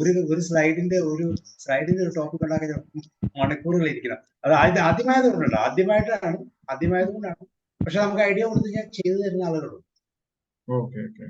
ഇന്ററാക്റ്റീവ് PPTs, അതാണ് എങ്ങനെ പറയാം, ഇന്ററാക്റ്റീവ്. അല്ലെങ്കിൽ ഇന്ററാക്റ്റീവ് PPTs എന്ന് സാർ അടിച്ചു കഴിഞ്ഞാൽ കുറെ കിട്ടും. നമ്മൾ ആദ്യത്തെ ഒരു ഇതൊക്കെ കഴിയുമ്പോൾ നമുക്ക് അതൊന്നും വേണ്ടെന്ന് തോന്നുന്നു. അതാണ് ഞാനും അങ്ങനെയൊക്കെ ആദ്യം ചെയ്തിരുന്നു. അത് കഴിയുമ്പോൾ നമ്മൾ അതിന്റെ ആവശ്യമില്ല, അല്ലാതെ തന്നെ നമുക്കത് ക്യാച്ചപ്പ് ചെയ്യാൻ പറ്റും. ചെറിയ ഈ പറഞ്ഞ പോലെ ഒരു പൂത്തിരി പോലെയൊക്കെ വേണമെങ്കിൽ ആക്കിയെടുക്കാം. ഈ ഇനിഷ്യൽ ഒരു ചലഞ്ച്. കാരണം നമ്മുടെ വാക്കുകളും കണ്ടന്റും സ്റ്റഫും കാണുമ്പോൾ തന്നെ ഈ കണ്ടന്റ് ഓറിയന്റഡ് ആണെന്ന് നമുക്ക് മനസ്സിലാക്കാം. പിന്നെ എപ്പോഴും ആളുകൾ എപ്പോഴും ആ ഒരു പൂളിൽ നമ്മൾ ഉണ്ടാക്കിയെടുക്കുക എന്നുള്ളത് ഒരു ചലഞ്ചിങ്ങാണ്. ഇപ്പൊ ചില യൂട്യൂബുകൾ ശ്രദ്ധിച്ചാൽ അറിയാം, പ്രത്യേകിച്ച് മാനേജ്മെന്റ് ബിസിനസ് തലങ്ങളിൽ തന്നെ ലാക്സ് വ്യൂവേഴ്സ് ഉള്ള, ഡെയിലി വ്യൂവേഴ്സ് ഉള്ള ആളുകൾ. ഒരു ചലഞ്ചിങ് ജോബാണ് അത്. ഇനിഷ്യൽ ക്ലിക്ക് മതി, ഓട്ടോമാറ്റിക്കായിട്ട് പിന്നെ അത് ആയി വന്നു. പക്ഷെ ഇതിനെ മെയിൻറ്റെയിൻ ചെയ്ത് നിർത്തുക എന്നുള്ളതാണ് സ്ട്രഗിളിംഗ് പാർട്ട്. അതിന്റെ ഏജും ഈ പറയുന്ന എൻവയോൺമെന്റും ഒക്കെ ഒരു പാർട്ടാണ്. നമ്മളൊക്കെ ഓർക്കുന്നുണ്ട്, ഞാനൊക്കെ ഈ 2008 കാലഘട്ടങ്ങളിലൊക്കെ നല്ല സൂപ്പറായിട്ട് റൺ ചെയ്യുന്ന ബ്ലോഗുകൾ ഉണ്ടായിരുന്നു. ഇത് വിഷ്വൽ അല്ലെങ്കിൽ യാത്രാ ബ്ലോഗുകൾ. പക്ഷെ ഇതൊക്കെ എങ്ങനെ മെയിൻറ്റെയിൻ ചെയ്ത് നിർത്താൻ പറ്റും? 2 ലക്ഷം പേര് വ്യൂ ചെയ്ത സൈറ്റ് ഉണ്ടായിരിക്കും. സബു കേരളത്തിൽ ചുമ്മാ ഗൂഗിൾ അടിച്ചാൽ മതി, പ്രകൃതിയിലേക്ക് ഒരു യാത്ര എന്നൊരു ഒരു ബ്ലോഗർ ഉണ്ട്. ഇഷ്ടംപോലെ സൈറ്റ്സ് അപ്ലോഡ് ചെയ്തിട്ടുണ്ട്. ആയിരക്കണക്കിന് സൈറ്റുകളും ആയിരക്കണക്കിന് വീഡിയോസ് അപ്ലോഡ് ചെയ്തിട്ടുണ്ട്. പക്ഷെ ഇതെങ്ങനെ മെയിൻറ്റെയിൻ ചെയ്യാൻ പറ്റും? ഇപ്പോഴും നമുക്ക് അതേ പേസിൽ നിൽക്കാൻ പറ്റുന്നില്ല. അതാണ് പ്രശ്നം. ഏജ് മാറുന്നതനുസരിച്ച് ഒത്തിരി റെസ്ട്രിക്ഷൻസ് ഉണ്ട്. അതാണ് പ്രോബ്ലം. യാത്രകൾ പോകുന്നുണ്ട്, പക്ഷെ ഇതിനൊക്കെ പ്രോപ്പറായിട്ട് അപ്ലോഡ് ചെയ്ത് കൃത്യമായിട്ട് ഈ പറയുന്ന സ്ഥലങ്ങളിൽ എത്തിച്ച് മുന്നോട്ട് കൊണ്ടുപോകാനുള്ള ബുദ്ധിമുട്ടാണ്. അതാണ് ഈ പുതിയ ആൾക്കാർ വരുമ്പോൾ പഴയ ആൾക്കാർ മാറിക്കൊടുക്കും. അതിനകത്ത് മമ്മൂട്ടിയൊക്കെ ചിലപ്പോൾ എക്സെപ്ഷണൽ കേസ് ആയിരിക്കാം.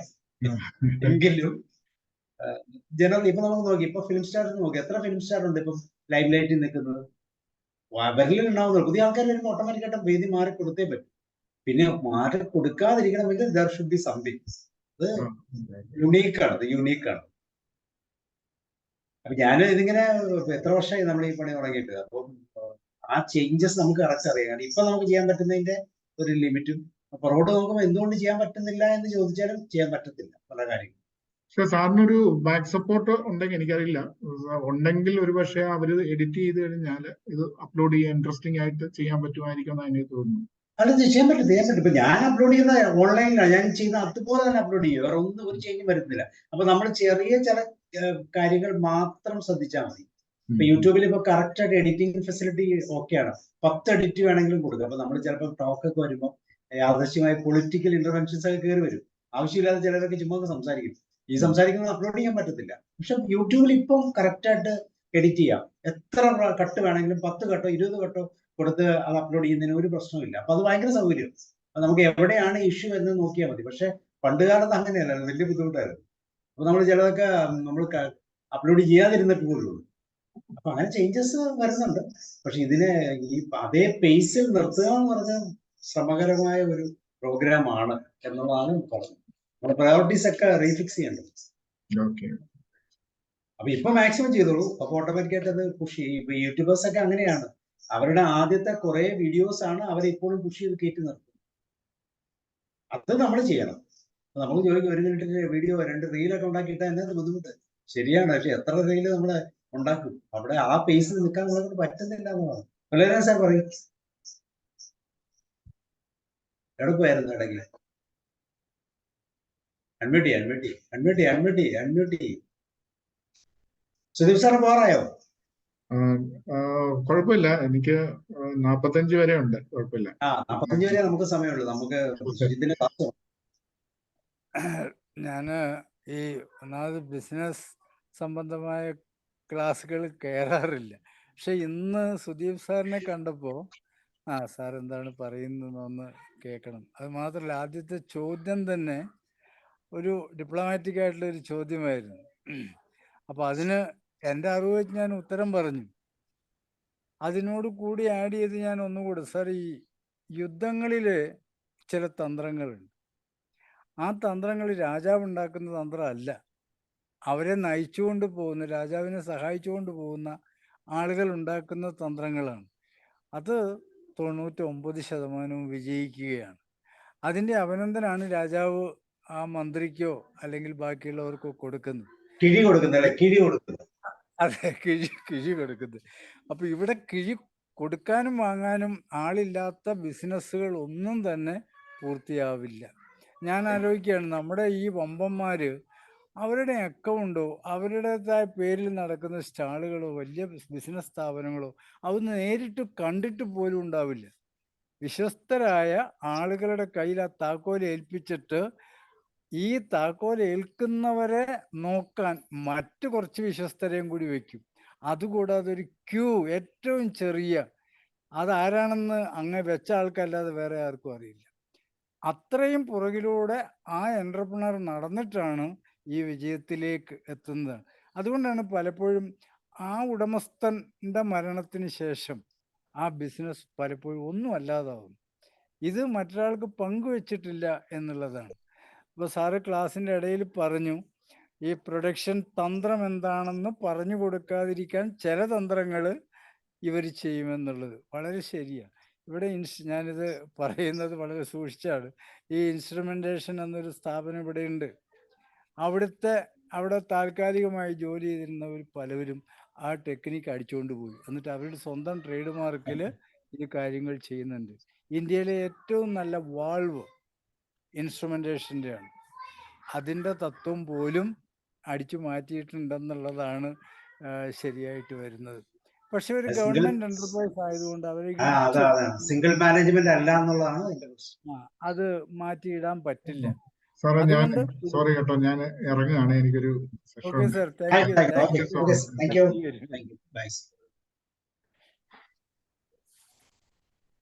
സാർ പോയോ? Thank you Sabu sir, thank you. എന്റെ ഗസ്റ്റ് ഇപ്പൊ പോയാൽ ഞാൻ കേൾക്കായിരുന്നു.